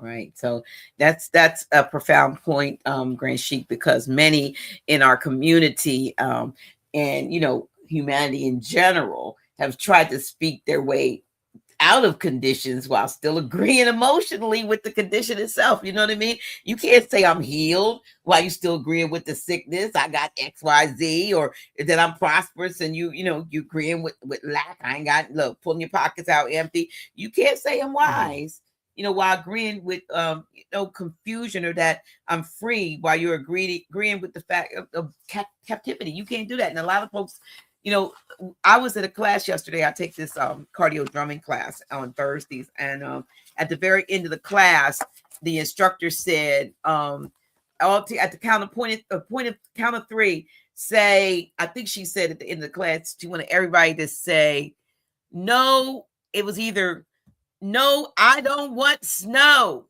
and I wouldn't say it because I was like, we shouldn't be saying I don't want snow. The universe don't care about. They don't hear. All they hear is snow. Yeah. I said, green grass. I just said, I was like, because we don't understand the power of yes. what you project. You know what I mean? But that's why we stress awareness and not just language. You know, I was aware that if I was participating in that, you know, in that collective of 20 women and one guy telling about I don't want snow, we was calling for snow. I'm like, green grass, right? Because awareness, y'all don't know. But seriously, I'm very cognizant that the words of my mouth. You weren't going for the yogi though. No. They didn't know. I'm sure they didn't know, and I didn't have the time or the energy to school them. Your intuitive mind said, on this program. No. Because awareness exposes the places where fear is, secretly signed our name. So you got that right. Yeah, it helps us to identify agreements that we inherited unconsciously. And said unconsciously they was asking. No, they didn't know that. Everything changes the moment we become aware of where our consent is leaking out, of where we're giving it unconsciously. I was not going to do that. You know, and this is back to even some of the metaphors that are told, you know, in many of the philosophy and civic books where someone can make a big speech and it can be totally elaborate, but they're not sincere. And then someone who doesn't even have what would be considered a controlled Rhodes Scholar education makes one small sentence, but with true sincerity, and those who spiritually recognize will choose that one over the other. Because that's the connection. That's where the connection or the sincerity, where nature connects. So anyway, yeah, Dr. G. And once people become aware of, these fundamental principles that operate in nature, actually, not based on what people claim. Right. If your claim is not harmonic with that which is in universe or nature, stuff don't count. And the next step is revocation. And so now let us speak plainly. Revocation is not rebellion. Revocation is alignment.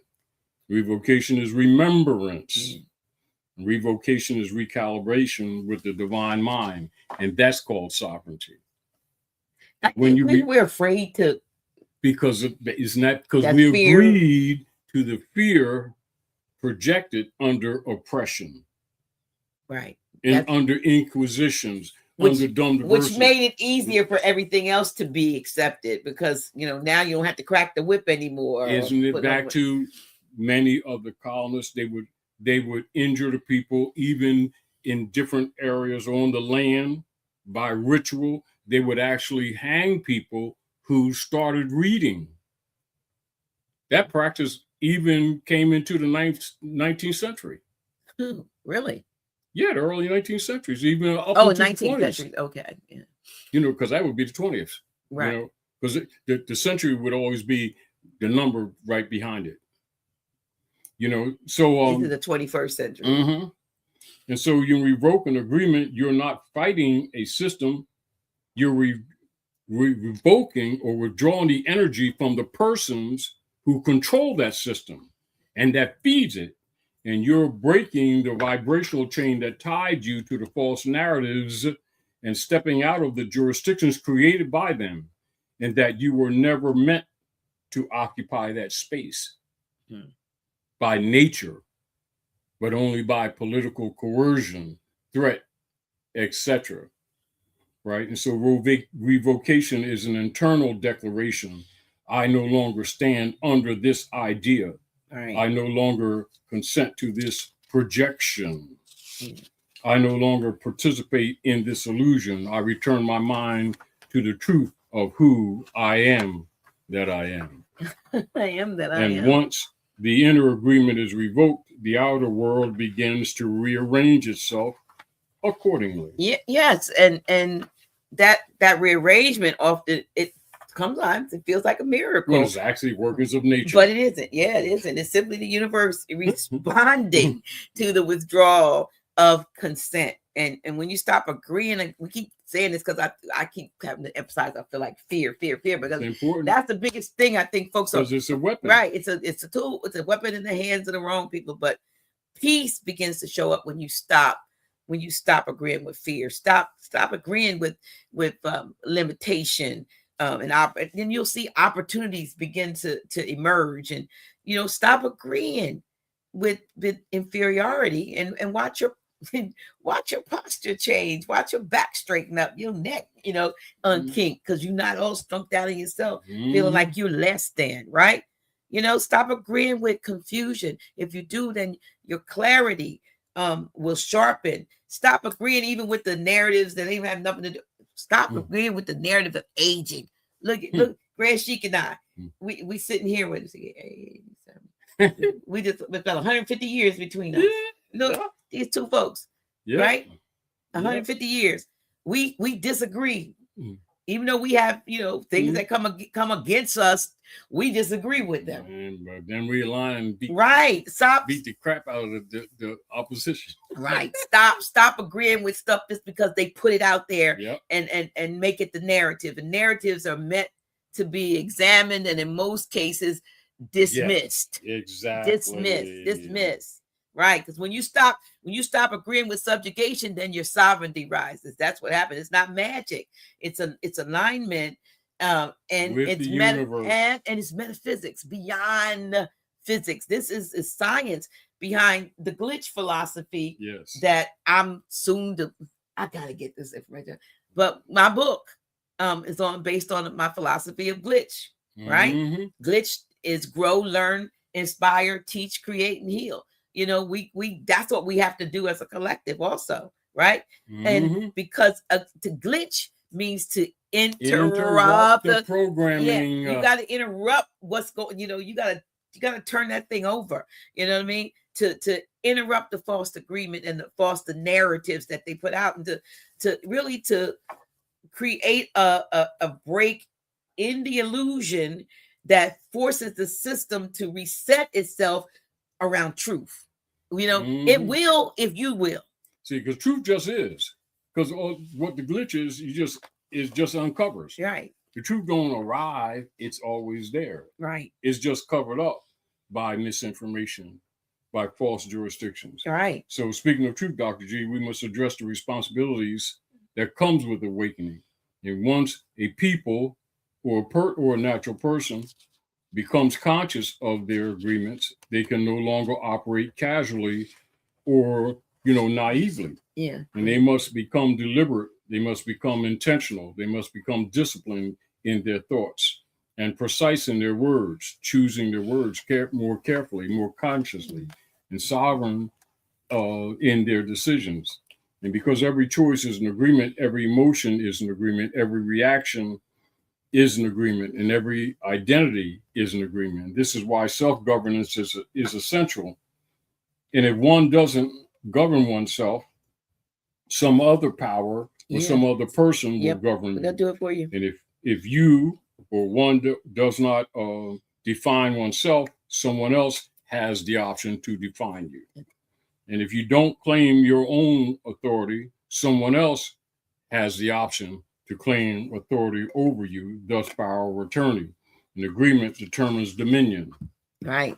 And that's exactly, why unity is not optional for us right now. It's essential, because while individual agreement, it shapes, personal reality, it's the collective agreement. The collective agreement, y'all, that it shapes the trajectory, if you will, of nations. I mean, if people collectively agree that they're powerless, the nation reflects that agreement. So if people collectively agree that they're divided, the nation, it becomes fragmented. We can go on. If we collectively agree that our history is irrelevant, then our legacy dissolves. I was given that example of how Bass Reeves became the Lone Ranger, and Tonto, and somebody else put in there how I think whatever it is, to something that they said, how that meant something derogatory, not just that Tonto meant fool, but that's because we've accepted the narrative. So if we collectively agree that our oppressor is the authority, then oppression, it's going to continue. It's going to continue. But when the people like we Moorish Americans collectively agree on sovereignty, on identity, and on truth, on unity, and on divine alignment, don't leave that out. You know what I mean? You have to agree that there is something higher than us and beyond us that has their hand in our being. So we have to put all of that together, and then when we get on one accord with that, the entire world will transform. You know what I mean? That's why these adversarial forces work so hard. They work overtime, to keep us disagreeing about everything that matters. Identity, unity, purpose, jurisdiction, nationality, culture, history. But the disagreements are manufactured, y'all. They manufactured, because when we more unify our agreements, the confusion will absolutely lose its power. It will lose it. Yeah. But that lets me know, though, Grand Sheik, it's on us. Yes. They used to say about the onus. The onus is on us. Yes. And this, that brings us, Dr. G, to resistance, right? Not the resistance of fighting systems externally, but the resistance of refusing to agree with anything that contradicts truth. Wow. And, one resists propaganda not by arguing with it, but by refusing to agree with it. One resists false identity not by debating label, but not by not accepting false labels. And one resists fear-based narratives by not by panicking, but by rejecting the agreement that fear deserves any authority in the first instance. It doesn't. And when you resist, or people resist jurisdictional traps, not by running, but by refusing to stand under anything that is not lawful. And this is the internal revolution. And it is more potent than any protest, more potent than any march, more potent than any outcry, more potent than any confrontation. Because when the mind withdraws agreement, the systems and those who control the systems loses their grip. Yeah. Wow. That's so interesting. I was thinking when you were talking about marching and so forth, and when was it Dr. Martin Luther King who said something about marching his people into a burning house, or something like that, because we just didn't know. He contemplated his own experiences and the things that was around him, and it became obvious that he was talking to not an unconscious adversary, but an adversary whose very mission was counter. And it mattered not what he said or did, because their actions were not based on a lack of understanding of what they were doing. They had an agenda, and that agenda was their guide point. And this is back to even where some people, not knowing the history, thought they needed to change someone's mind because they didn't know that these people were on a prescribed war operation, documented, that was prescribed, which means they were following a structured narrative. Well, Rex 84, right? Rex 84 is what? Isn't Rex 84 unum sanctum Romanus Pontifex by another name, just the date change, and the name was changed to accommodate it. Wow. This internal revolution, because it's got to be internal, it's got to be each one of us has to actually take it upon ourselves. I can't drag you with me, and you can't drag nobody else, and we can put the information out there. Yeah. But it's an individual choice to become a part of the collective of mind. But it does require vigilance, and because we're living in a time when narratives are being deployed rapid fire. I mean, you were downstairs, I know, looking at the thing about Japan. Not saying that that's not happening like it is, but I trust it's not happening exactly the way it's being presented, because it's an opportunity for fear. It feeds into everything else that's been coming. And so even if they don't even know exactly what's being told to us over here, we find that there's some kind of curtain sometimes between what we're told is happening in one place and what's actually happening. And when folks that are in the place where the thing that's happening allegedly is happening and see what we're being told, they were like, well, I didn't see that. We didn't experience that.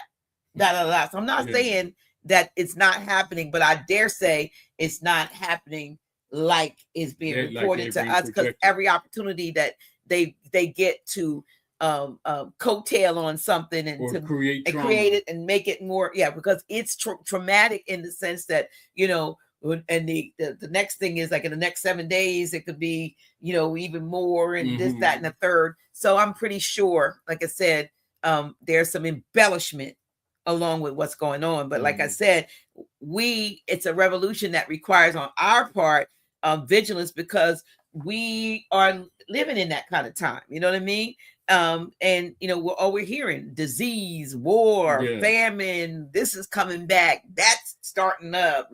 And always consider who's controlling the narrative. The fog in California is enveloping folk, and they can't breathe, and who's they can't controlling the narrative. This is on and on and on. The economy, chaos. Trump is the Antichrist. This is that. Jasmine Crockett. But I'm just saying, it's so much stuff, y'all.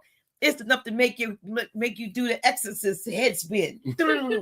I mean, but serious. Yeah. You don't know which way to, before you can process the last thing, 2 or 3 other things have come. Mm-hmm. You see what I mean?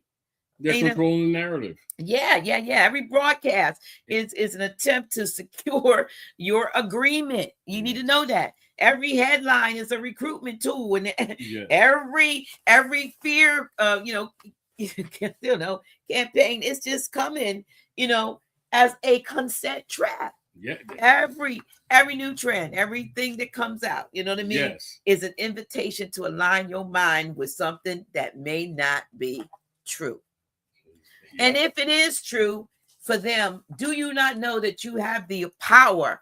I know I do, and the ability to step into and dwell in another reality and break that grip. Right. You can be in another reality if you care to or choose to, or you can stay in this one. You can get with this, or you can get with that. I'd rather be in a place where I have peace of mind and control of my thoughts and my outcomes and my reality. So we must ask, what are they trying to make us agree to now? What outcome are they trying to manifest through our compliance? What consequences are tied to the agreements that they want us to make? And you need to know this: we can't afford automatic agreements anymore. No more. Right twice. Consciousness requires deliberate consent. We can't do it just automatic. Yes, we can't let them control our minds to attach to their narrative. Not anymore. Precisely, Longer. Dr. G. No longer. Yeah. No, can't do it. And so let's now walk the people through what reclaiming non-consent looks like. Not legally, not politically, but spiritually and mentally. Reclaiming non-consent begins with clarity. That's clarity of your own mind, knowing who you are and who you are not. Absolutely. Knowing your lineage, your jurisdictions, and your standings. And once you know who you are, you will naturally stop agreeing with anything that contradicts that truth. Ooh. Non-consent also requires courage. It takes courage to say, I do not consent, quote unquote. And when the world pressures you to agree, it takes courage to reject fear-based narratives when everyone around you is panicking. Courage to hold truth in a world addicted to illusions. And courage to stand in sovereignty when others kneel to false authorities. But courage is the hallmark of the awakened Moors. Yeah. And courage is not loud. It's not loud, y'all. Simply just being. It's not aggressive, not confrontational. It's some crazy behind Moors out there that want to get all loud and ignorant and stuff. It ain't even about that. Mm-hmm. Courage simply refuses to sign the contract. Courage says, I understand what you're presenting, but I do not agree. I hear your narrative, but I don't align with it. I see your fear, but I don't consent to it. I see your label, but I don't accept it. See, I acknowledge your system, but I do not, as he said, stand under it. Courage, Grand Sheik, protects sovereignty quietly, steadily, deliberately, and that is what creates internal liberation. And once internal, liberation happens, external liberation, it becomes inevitable. You follows. That's the next step. In other words, the body follows the mind. Absolutely. And I want to say this clearly to the people, Dr. J. Do you not have to overthrow a system, in the concept of anything physical. Like revolutionary guns. For a system to be free or to be free from it, you only have to stop agreeing with it. That's right. Participating, supporting, funding. Systems collapse when they lose the consent of those who are governed under those systems. And this is as true metaphysically as it is politically. The energy that sustains a system is the agreement of the people under it. And when the agreement dissolves, the power dissolves. And that is why your awakening is so dangerous to those who control the false matrix, and why your clarity is a threat, why your unity is feared, and why your refusal to consent to fraudulent constructs, government, and social orders is revolutionary. The world changes when the people change what they agree to.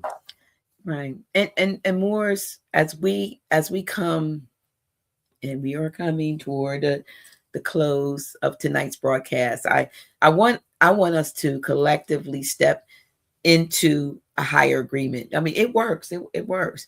And an agreement with truth, with sovereignty, with divine alignment, and with national consciousness, and most importantly, with clarity.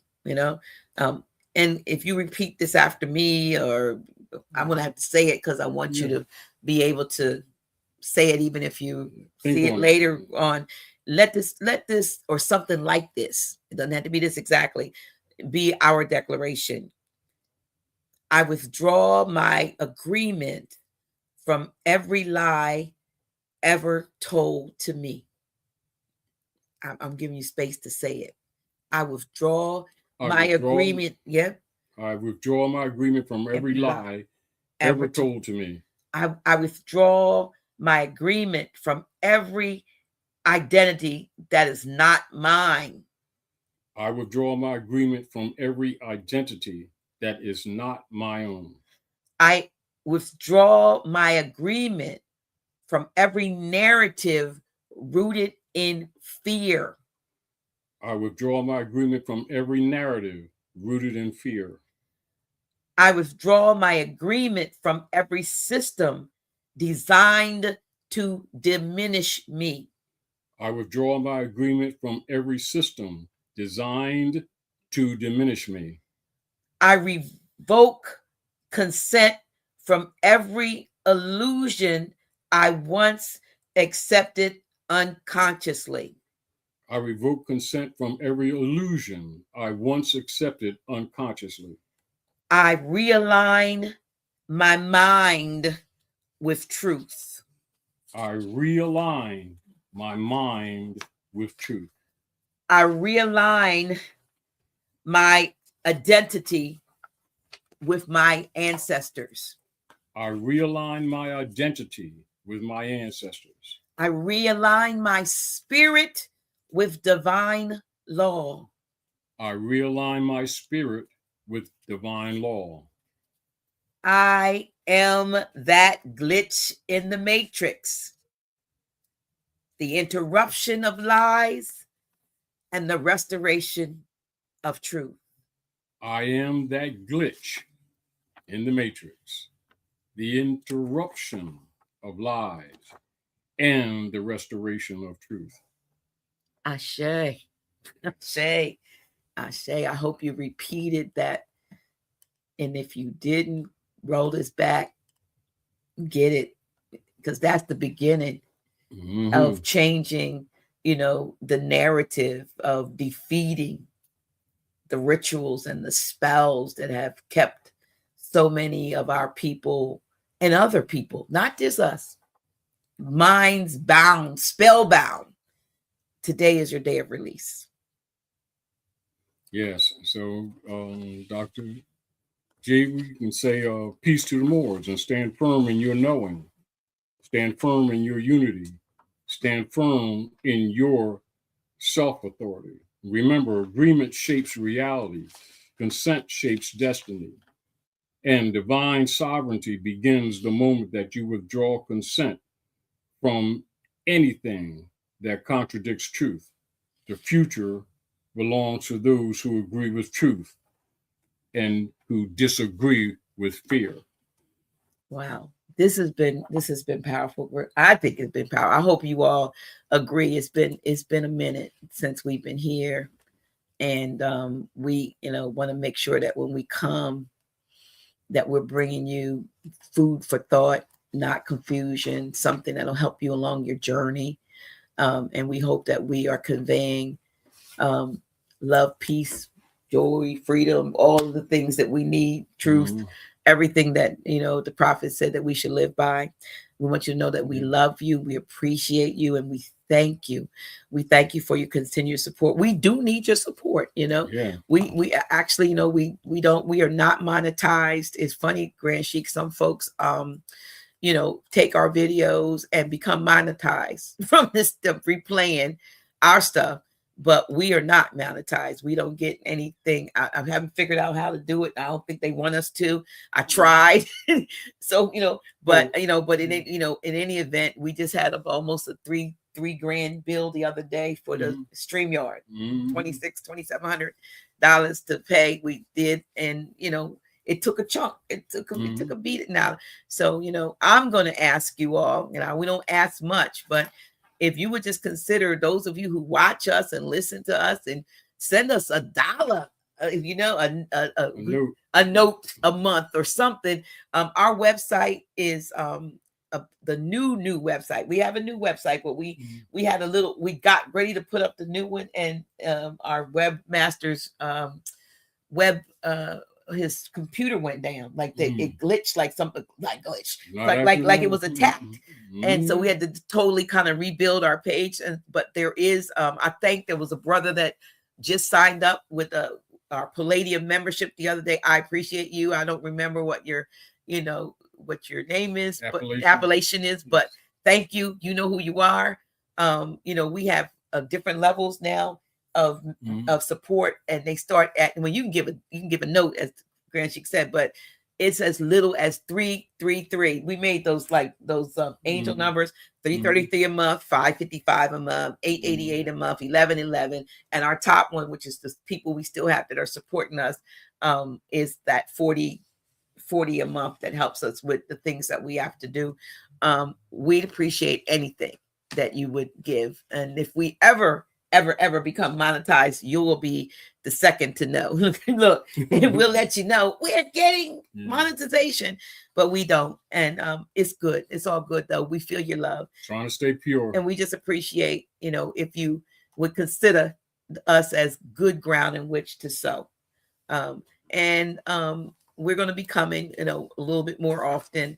I'm going to get my mind right, because Grand Sheik is helping me to think through my existential examination, and that's when you really get to thinking and trying to put all the pieces together to make it make sense, as they say. And that's really what I'm trying to do, and I know that's what many of you are trying to do too.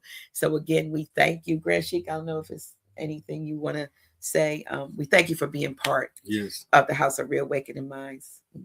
Islam. Anyway, as an interjection, and remember I told you years ago, and I said, watch Trump and watch Deutsche Bank. Oh, yeah. All right. Well, in the background, those things are happening. And for those of you who know, the IRS has been closed down. For those who know, though you're not hearing it in mainstream media. One of the things, contrary to what many people don't know, is that he's working in the background to dismiss and squash all existing mortgages. They're also working to eliminate income tax and to eliminate definitely the unconstitutional property taxes that have been falsely instituted and is part of what's busting, or what you call corrupting, the bond system that they can't make up now. So by virtue of its destructive nature, they're forced to address it, even though they're not making it public. I just put that out there for a few who really know what's going on. That's what's happening in the background. That's another reason I told you watch the shebang. Yeah, you said that some time ago. And the other thing I want to say, you know, some of you were following me when I first came out about, 4 years ago. Matter of fact, it was 4 years in May when I finally paid attention to what you were saying about collect silver. And a lot of folks started out in the race. That is an example. They started out, but they fell off along the way. Mm-hmm. And I've even reduced. Back then I was getting like 21 coins a month. I was able to actually purchase it with my commission, right? And I was getting 21 silver coins a month. And now, you know, those same coins that I was getting for like 20, 23 notes, if you will, and then it got up into the 30s, are now what, 60? It's around 64, and they just suppressed it, but it's getting ready to bust out. And the real deal is going to break the bond system, which I told you would happen.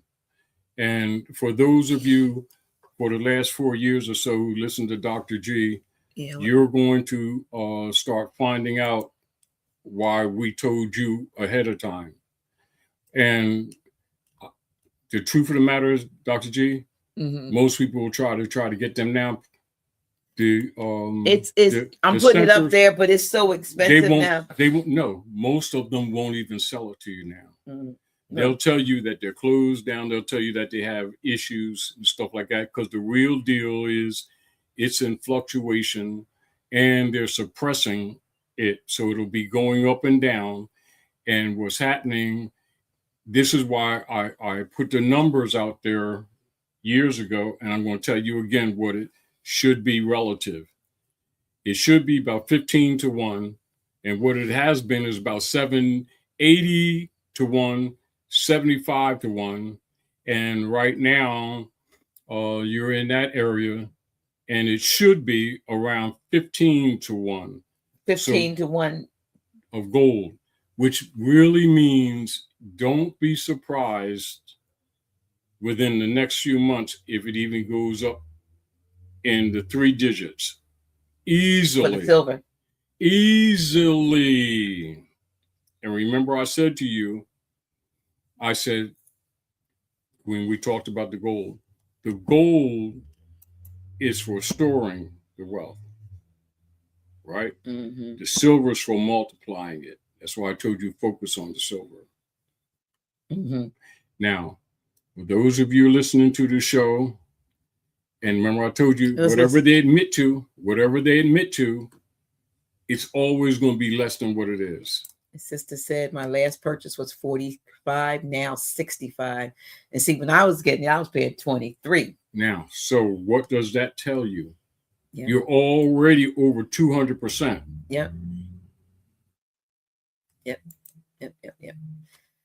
So we just waiting for the other shoe to drop for the shoes. The dollar. Shoes already dropped. That's why we told y'all a decade ago, the nations, not by virtue of any good intent or trying to, any goodwill, but by necessity, would stop buying U.S. Treasury bonds to save themselves. And so when people want to talk about, well, J.P. Morgan and them, well, that's Jamie Dimon now. Though the real people who own the U.S. corporation company are scrambling in the background and not making it public. For those of you who listened to Dr. G 4 years ago, just look up what's happening to silver, and you'll know why we told you. Now, you go to these houses now and see if you can get it, and watch them make excuses. And there was those who have it, ain't selling it. They're even closing down the mines because they already know it's getting ready to bust out. Well, you know what I feel bad for, though? The people who didn't listen. No, not only that, but the people who got involved in some of these silver and gold, what would they call these? the companies that kept your silver for you. It's called paper. All that's dead. They didn't have, they hoped it never would come to the fact that you would be you wanted to get your physical gold or your physical silver, because these were speculative. In the background, some of these people, and this is not in mainstream news, have already left the country. Yeah. Some of the people are on the run right now. They already know it's over. Yeah. You know, and some folks will try to get their call for their silver. It's not going to happen. It's not there. It wasn't there. It wasn't there from the beginning, and it's definitely not there now. So, with Quicksilver, we were getting our silver. We still get our stuff every month.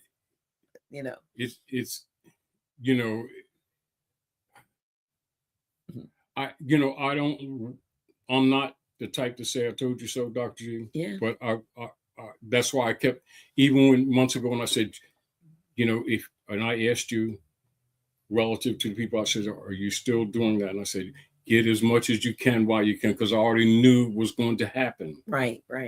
And one of the things that I started doing actually was, because it's, I have a lot of silver. So I got to the place where I wanted to get some, what do you call it?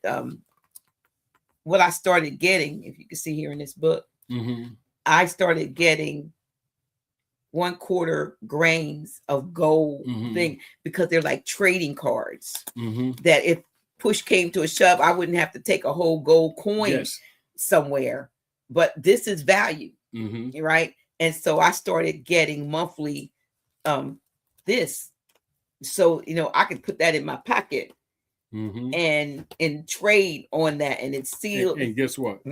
If they had it, if they had this in possession and you had the paper and you called them, and then I got some silver. No, they wouldn't send it to you. You know what they would send you? What?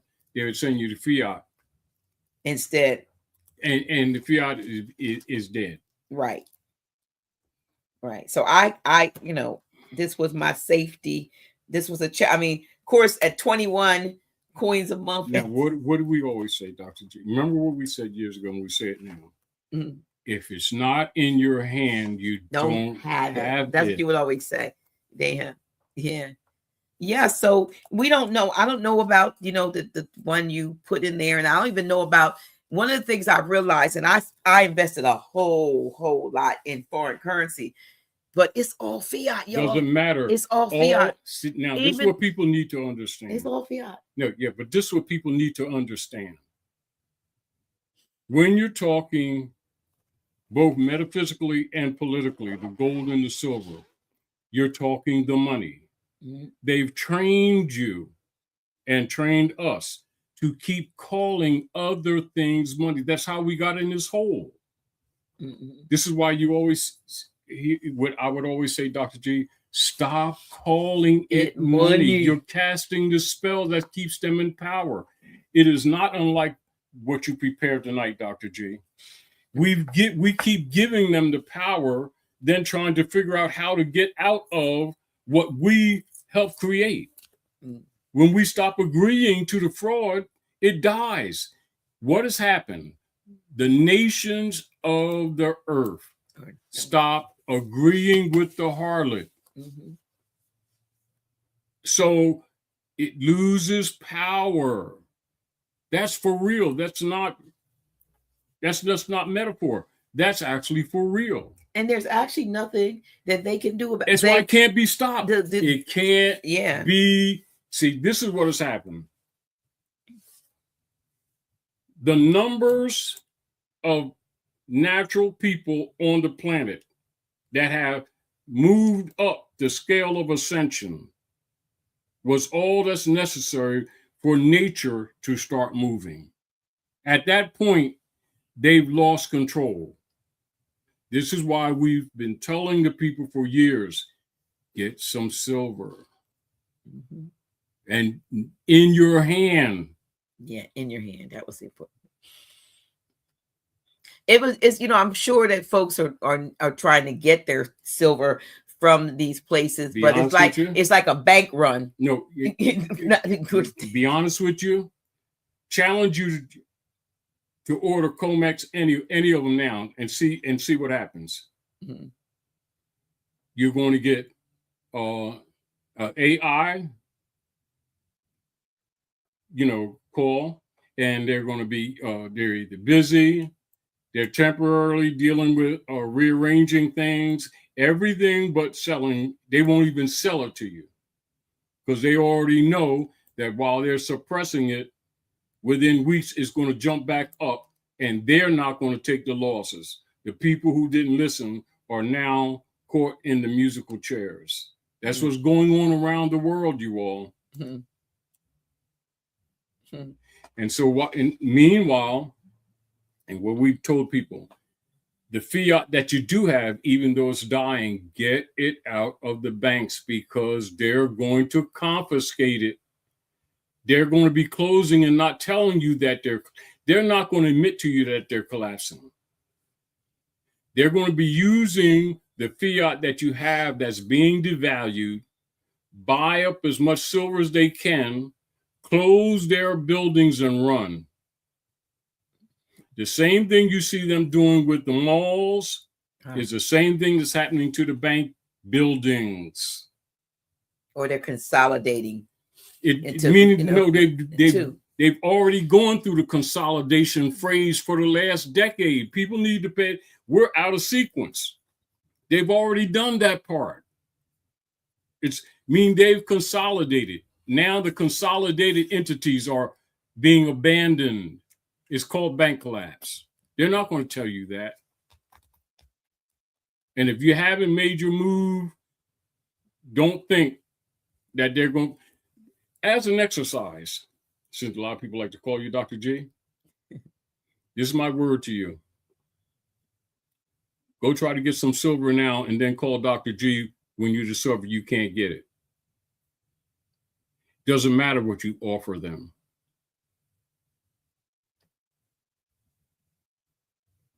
And those who have paper contracts now, they're voided.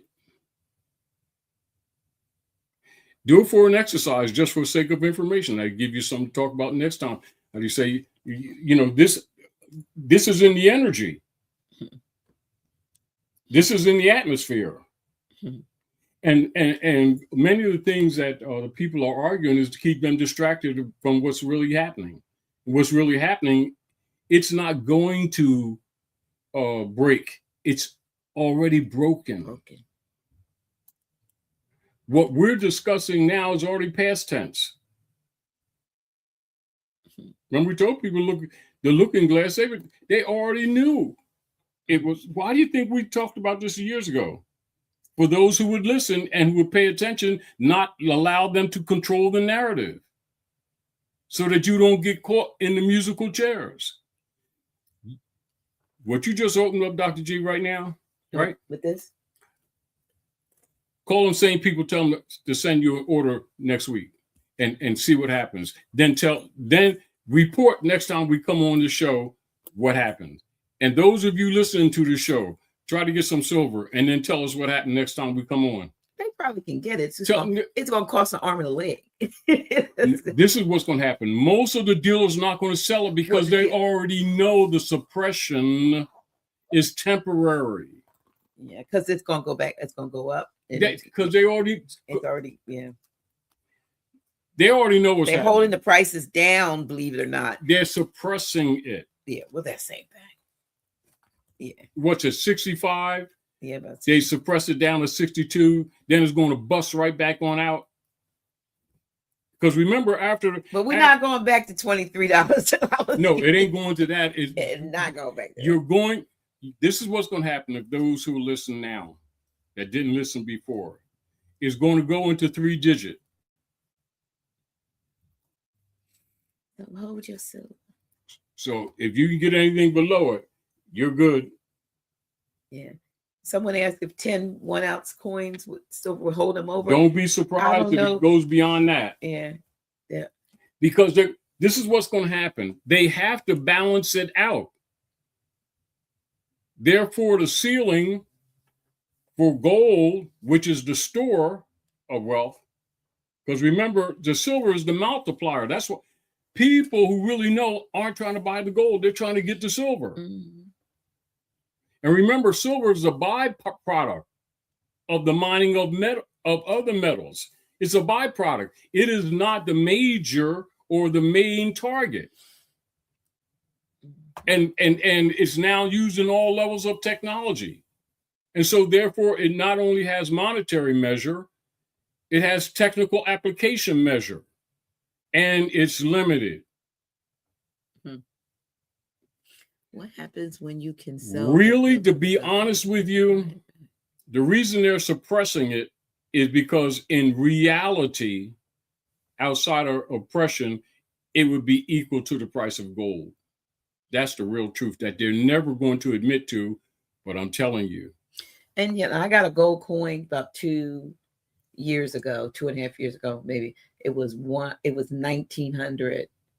Is now worth like over 4,000 for that one. And it actually feels, an ounce of gold feels less than an ounce of silver. You know, but remember the alloys, the alloys is just because remember it's malleable. Okay. You know, so the alloys, they usually would use tin, a degree of tin and a degree of copper, and the gold would be in the grams in the content for rigidity and durability. But the reality of it is anything you have with silver in it, don't sell it. And for the sake of conversation, because remember, people who know will talk. People in governing structure will not publicly admit any of what we're saying right now. Why? Because they're guilty of having stolen it from you and all the equity of all your labor for all your life. They've been robbing you through property tax. That's going to be remedied. That's contrary to what people know. This is one of the things that I wouldn't say that I'm saying now, because I understood the politics. That's one of the reasons why Donald Trump was assigned, which I said 7 or 8 years ago. That was he was assigned for. And the real deal, that's why they really hate him. And it's not him personally. He's a brand. They're using him as a face. Do you understand? And the real deal is, like we said before, he's actually liquidating. United States Corporation Company is defunct. The operations are de facto, but because of the military complex, that's the only reason they're still in power. And they're trying to steal as much as they can while they're on their way out. This question here says, it sounds like you are promoting to continue using the counterfeit FRNs to buy so-called silver and gold. It's not that's all's available to you. In other words, this is what is doing. Exchanging it. Yes, you decide to do what you want to do. This is the deal. Everybody must got to take responsibility. What we're doing is telling you what the real politics are. The choice of what you do with it is yourself. In other words, everybody has to confess their own. If you call the fiat money, you take the responsibility for that claim because it's not money. Yeah, well, if you can get the gold, you call it. He's calling it they're calling it so-called. It's gold not even so-called gold and silver. So-called. It's not. See, this is the deal. Article 1, Section 10, Constitution for the United States, that deals with all persons claiming to be government or taking any position of authority or trusteeship. No debts can be satisfied without gold or silver coin. Anything contrary to that is treason. That goes for anybody claiming to be any government whatsoever. Yeah. The world stopped buying the bonds because they already know anyone that holds them, their economies are collapsing now, currently, not going to. That's the conflict that you see taking place around the world, even with them going into Venezuela, claiming drugs and everything else. And the real deal is, no, what they're trying to do is acquire power over the oil or any other commodities, because the Treasury notes and the Federal Reserve notes are all dead. They're worth at this time about 1 cent in trade. and falling. And they're not going to make that public. So gold and silver is not going up. The fiat currency is going down. The gold and silver are stable. She's like, not, let me put this up. Let me see. Not to change the subject, but ICE has taken my husband twice this year and still have him. Prayers needed, please. So more than now. Let's look at that. Look at the nature of this. What is the conflict even there? The conflict even there that doesn't appear to be on the surface, it is not unlike it's expressed in the terminations of the battles of nations against nations in the Septuagint, the Bible, Quran, etc., is that every nation must return to its own, because now you have the jurisdictional argument for the resources. And so all the nom de guerre, all the branding, all the false concepts and false jurisdictions must be resolved. That's called the Naturalization Act, isn't it? Isn't it back to where they now have to identify people by nation to identify their so-called citizenship allegiance? Isn't that what that's really all about? And back to what you're saying, Dr. G, the people who are making the argument or claiming the authority ultimately going to have to identify themselves too, aren't they? That's right. Oh, but they're colonists, aren't they? Mm-hmm. See the conflict that they're having? This is this is the deal. They've got people looking at the wrong things. What did the Cottonwigs do?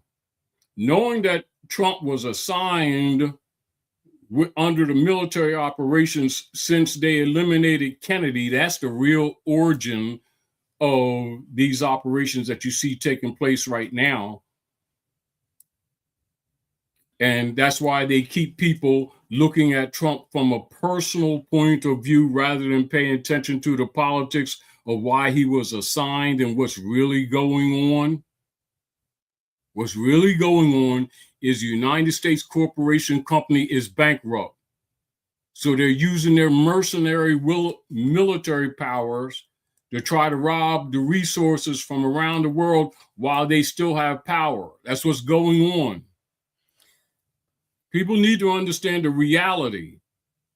But now the ICE issue is them pretending to be the real authority to restore the republic, because that's the only place where the authority really resides. But then they're not the real Americans, are they? They're the occupiers.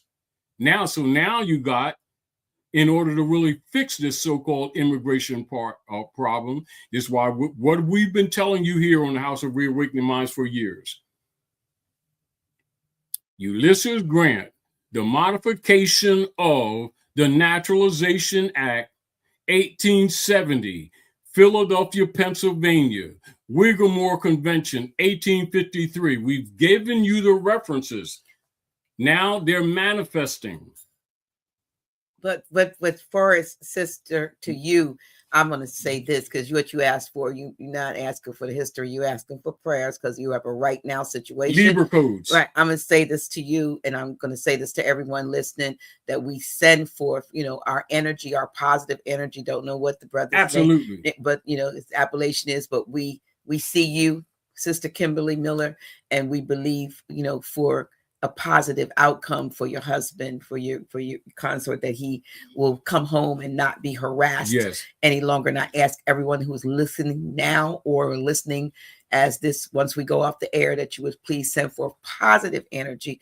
And not only for Sister Kimberly Miller and her husband, but for anyone who is suffering wrongfully, unlawfully under this situation. To get more competent in any argument that you need, go look up the Naturalization Act and also look up the Whiggamore Convention, 1854, because all of that is relative to what's taking place right now with Doge and ICE, etc., and the problems meaning that it will give you focus on the areas that you really need to pay attention to. Because actually you have a legal and lawful argument now. I'm sending you to the information that will make you more competent. And this is where people's energies really need to go. Through the Naturalization Act, the modifications that were made and how it relates to you. And this is back to where in law, this is what's happening. True identity, treaty enforcement, and constitution enforcement is what's involved right now in what you're dealing with. Yeah, don't get caught. Don't let them distract you into the misuses of power that are taking place, because a lot of people are going to be injured temporarily, but ultimately that's what must be addressed. Those are the tools. Those are the tools. And we've been talking all night about the power of agreement. If you don't believe in prayer, believe in agreement. So we're going to agree. For somebody who said something about being in private, it's too late to be in private if they're already in custody. So the power of agreement is our agreement that this outcome will be for the good of this brother. That's what I'm saying. Yeah. Can I give you another reference that would help? Look at the William Dungy case, 1852, 1854, just before the Dred Scott case. And then look at the Naturalization Act. And you have a basis of comprehension and understanding to formulate a lawful argument on his behalf, not on emotion, but on law. And this will help other people who are looking at it too. But also you will have an understanding of the political pressures that they're under as to why they're even doing this stuff. It has a political motive. And it's not based on prejudice. It's based on corruption of the Naturalization Act that has come back to destroy them, because the bond system, the very bond system we've been talking about, that funded all the big cities, which are going broke now, and part of it is the blowback they're getting for violating the Naturalization Act themselves for the last 100 years, and is coming back to haunt them. And so they're they know to save themselves, they got to enforce the republic without saying that that's what they're doing. This is why they're in conflict even among themselves. So put it this way, I'm giving you direct information on what they're arguing in the back offices, but not publicly. It's the Naturalization Act. That's what, and guess what? They got to fix it to fix the problem. But they're not going to discuss it publicly.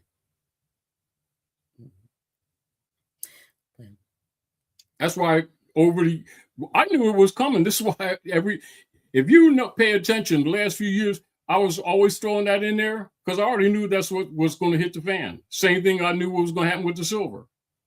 That's why I've been saying it for the last 10 years. Because I already knew where all the other stuff, minutia, they've been keeping people distracted, because those are the two major issues they're going to be dealing with. The restoration of constitutional money and the Naturalization Act that they modified 1870.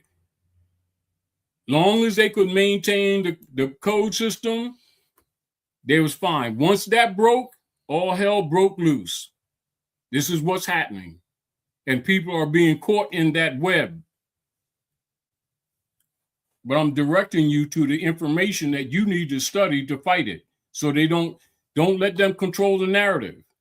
The narrative is the Naturalization Act, international law and constitutional enforcement. It still goes back to that. Don't let them control the narrative. I'm telling you what you're dealing with. Okay. Well, no, we got off into a totally different subject. No, it ain't. It's not really. I mean, from our first to our original, but still there. I know. It's that identity. I know. Because now, see, this is what happens. They got to identify beneficial parties to the contracts, and those contracts are called Ordinance of 1787, Constitution for the United States, Treaty of Peace and Friendship mentioned by Obama when he was in office. All those things are coming home to roost. That's what, no one's talking, that's what's hitting the fan.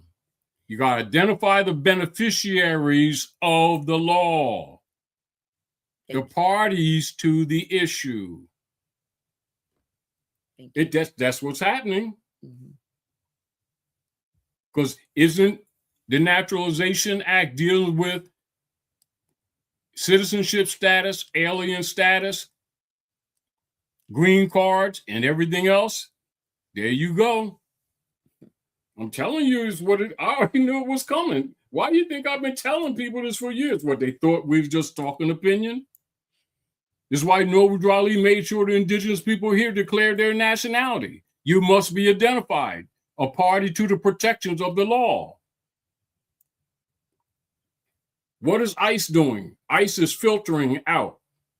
That's what it's doing. If the status is correct, you can fix it.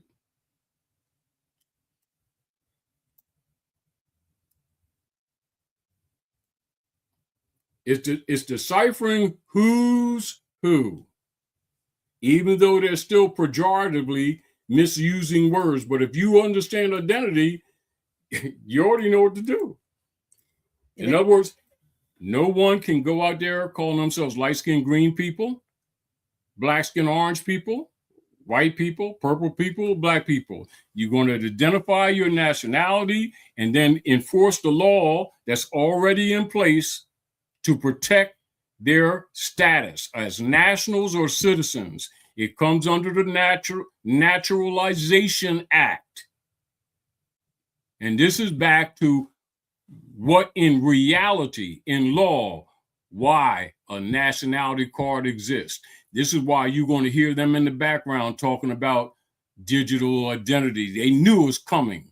It ain't no such thing as a digital identity. It's national identity or not. Because they're going to have to identify the parties. They're dancing around it with all this abuse of people and everything, but this confusion can only go on but so long. They're going to have to deal with the facts. Who's who?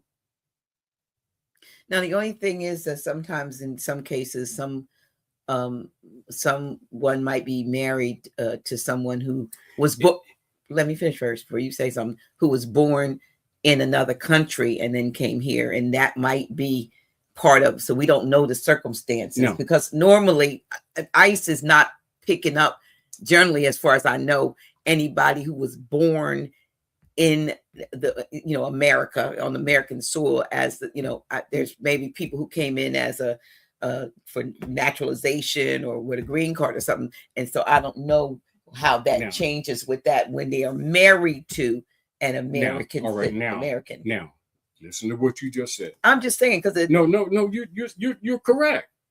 What I'm saying to you, you're saying what I'm saying. Yeah.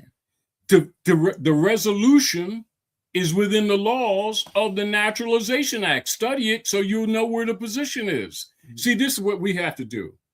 We have to, even though it's emotional and traumatic, we have to identify the status and go, because that's where any resolution is going to come from. That point. When all the dust settles, they're going to look at the position according to the rules of the Nationalization Act. We're discussing the Nationalization Act and then trying to avoid dealing with the Nationalization Act. I'm telling you what you need to look at so that we can discuss it intelligently and approach it.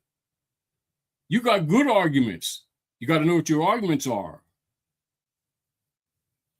See, because ICE, or like the Fraternal Order of Police, their job is just to go out there and they ain't enforcing law, they're enforcing policy. The resolution comes before the tribunal.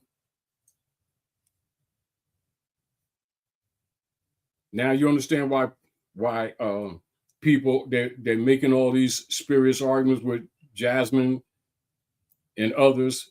They're just talking loosely. Well, guess what? You're going to get refined because that's what you're dealing with. Mm-hmm.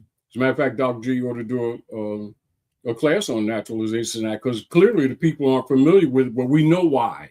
Because they have not been dealing with it, because they've been maintaining for the last 100-some years the Christian black codes. That's how they've been operating here. And so people forgot the Nationalization Act because it hasn't been addressed. It didn't go anywhere, the same way they weren't addressing the Constitution. It didn't go anywhere, did it? But how many people aren't familiar with the Constitution? So they've been running this whole platform on the black codes.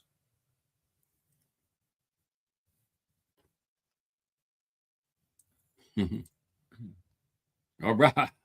Yeah. I don't know what this is. They put this up here 50 times, but I don't know what you know, and it's sort of like they say in Rex 84 that the people don't understand the attack because they don't know what they're dealing with. Mm-hmm. And what we want to do is get, you know, we're all emotional because it's part of our nature, but we need to deal with the facts. And the people don't know how to fight because they don't know what's happening. They don't understand the Naturalization Act has been weaponized by virtue of what? Not teaching it. You see the point? Yeah. Now, if you look at when we talk on the flash drive, when we talk about the reversioner, right? I think we hit on that a little bit. Oh, Horace Greeley on the flash drive. Horace Greeley on the flash drive that you got. Go into the flash drive If you have a flash drive. Well, most people go into flash drive and look at the article Horace Greeley. And because I already knew this stuff was going to hit the fan. It was just a matter of time. What we're learning, these dynamics, what's taking place today, is the importance of nationality, how it works in society. If you didn't know it, we're talking about it right now. Your problem involves it right now. And as you study, you're going to recognize why Drew Ali did what he did. And this is back to Dr. G, where a lot of people, even people go into the Moorish movement and still don't understand intrinsically why Drew Ali did what he did. Now it's going to become very clear. Mm-hmm. Things were put in place for the cure. They have been.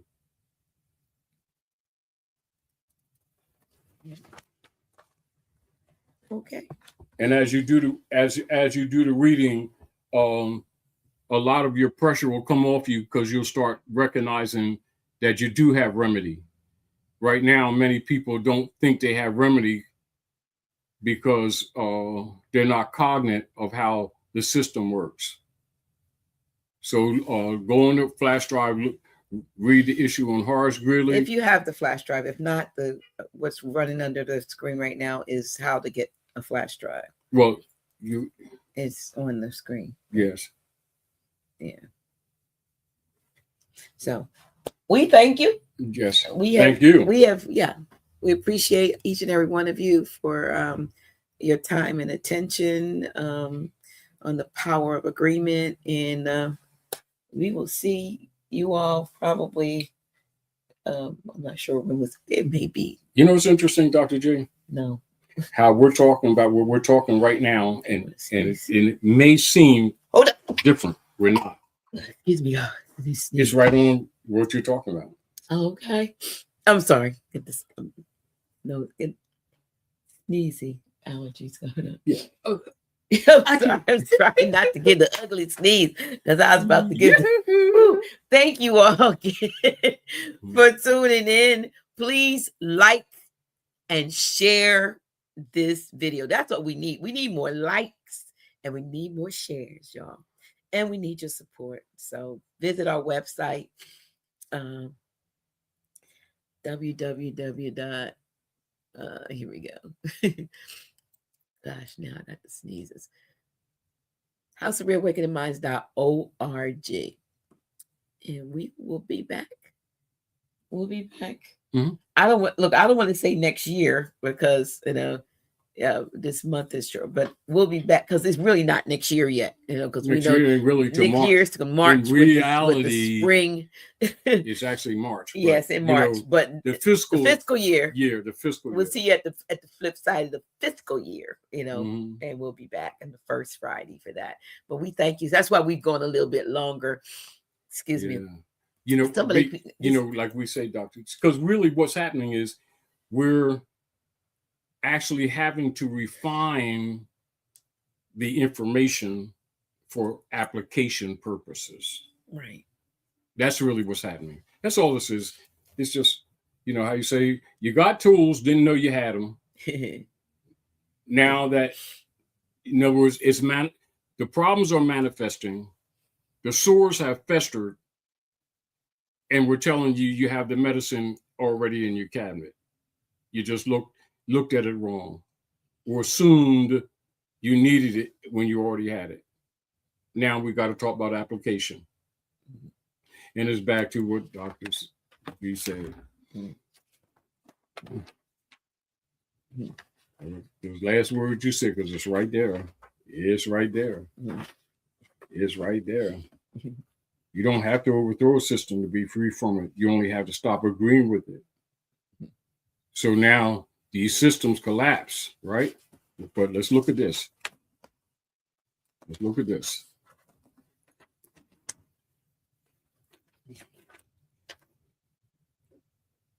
So the system is occupation with unum sanctum hegemony. That's the system.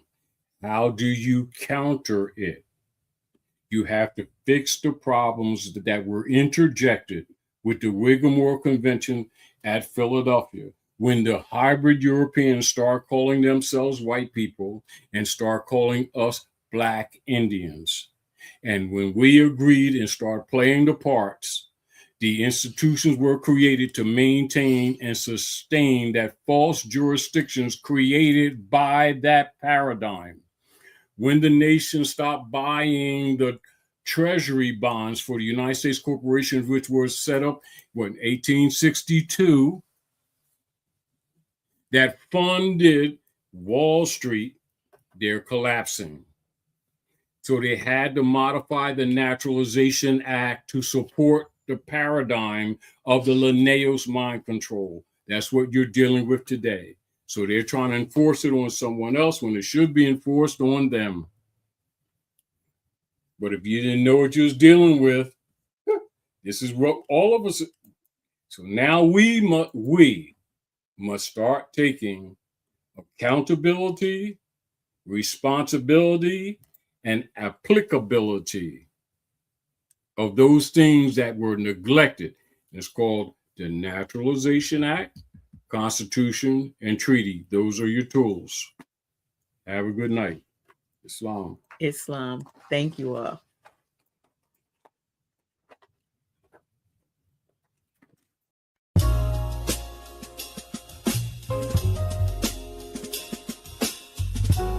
This is not merely a building. It's a sanctuary of remembrance, a threshold where the veil parts, and minds once lulled to sleep begin to rise. This is the house of reawakening minds. I entered in silence, intellect and despair, seeking refuge from illusions thick in the air. Walls lined with scrolls, lectures dense with light, where knowledge resurrects what was hidden from sight. No pulpit performance, no charismatic show, just a word in its purity, allowing the soul to grow. History unpacked with surgical precision, exposing falsehood, restoring vision. They taught me jurisdiction, the power of a name, how to stand in one's truth, free from legal games, from colonial codes to Moorish descent. I learned that ignorance is the true imprisonment.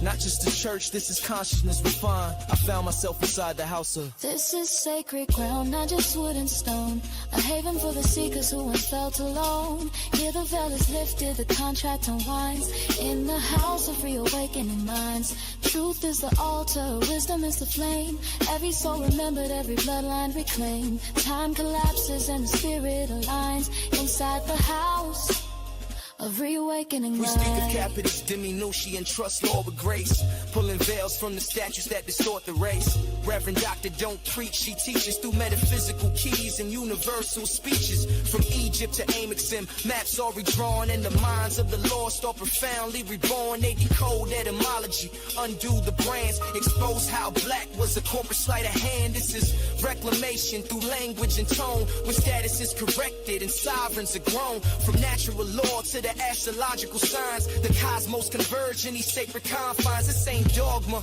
it's the science of the divine. Every lecture a seed in the garden of the He mind. said, know thyself, but gave no guide until I found the house where illusions died. Here the soul remembers the contract is clear. We are the heirs and the ancestors cheer. This is sacred ground, not just wood and stone. A haven for the seekers who once felt alone. Here the veil is lifted, the contract unwinds. In the house of reawakening minds. Truth is the altar, wisdom is the flame. Every soul remembered, every bloodline reclaimed. Time collapses and the spirit aligns inside the house of reawakening. They don't ask you to believe, only to remember. You are not lost, you've simply been rendered. Redacted by systems, misclassified by law. But the house restores what the paper man saw. It's not just theology, it's the restitching of fate. The alignment of cosmos with your birthright state. Genealogy meets metaphysics, past meets now. The veil is a lie and this house shows how. They speak a treaty, jurisdiction and name. That being black was never a rightful claim. They restore divine memory through patience and fire. Raising minds from bondage in the conscious empire. No choir needed when the frequency's high. It's the house where illusions die. House of reawakening minds, where scholars become sages and the forgotten reclaim the eternal.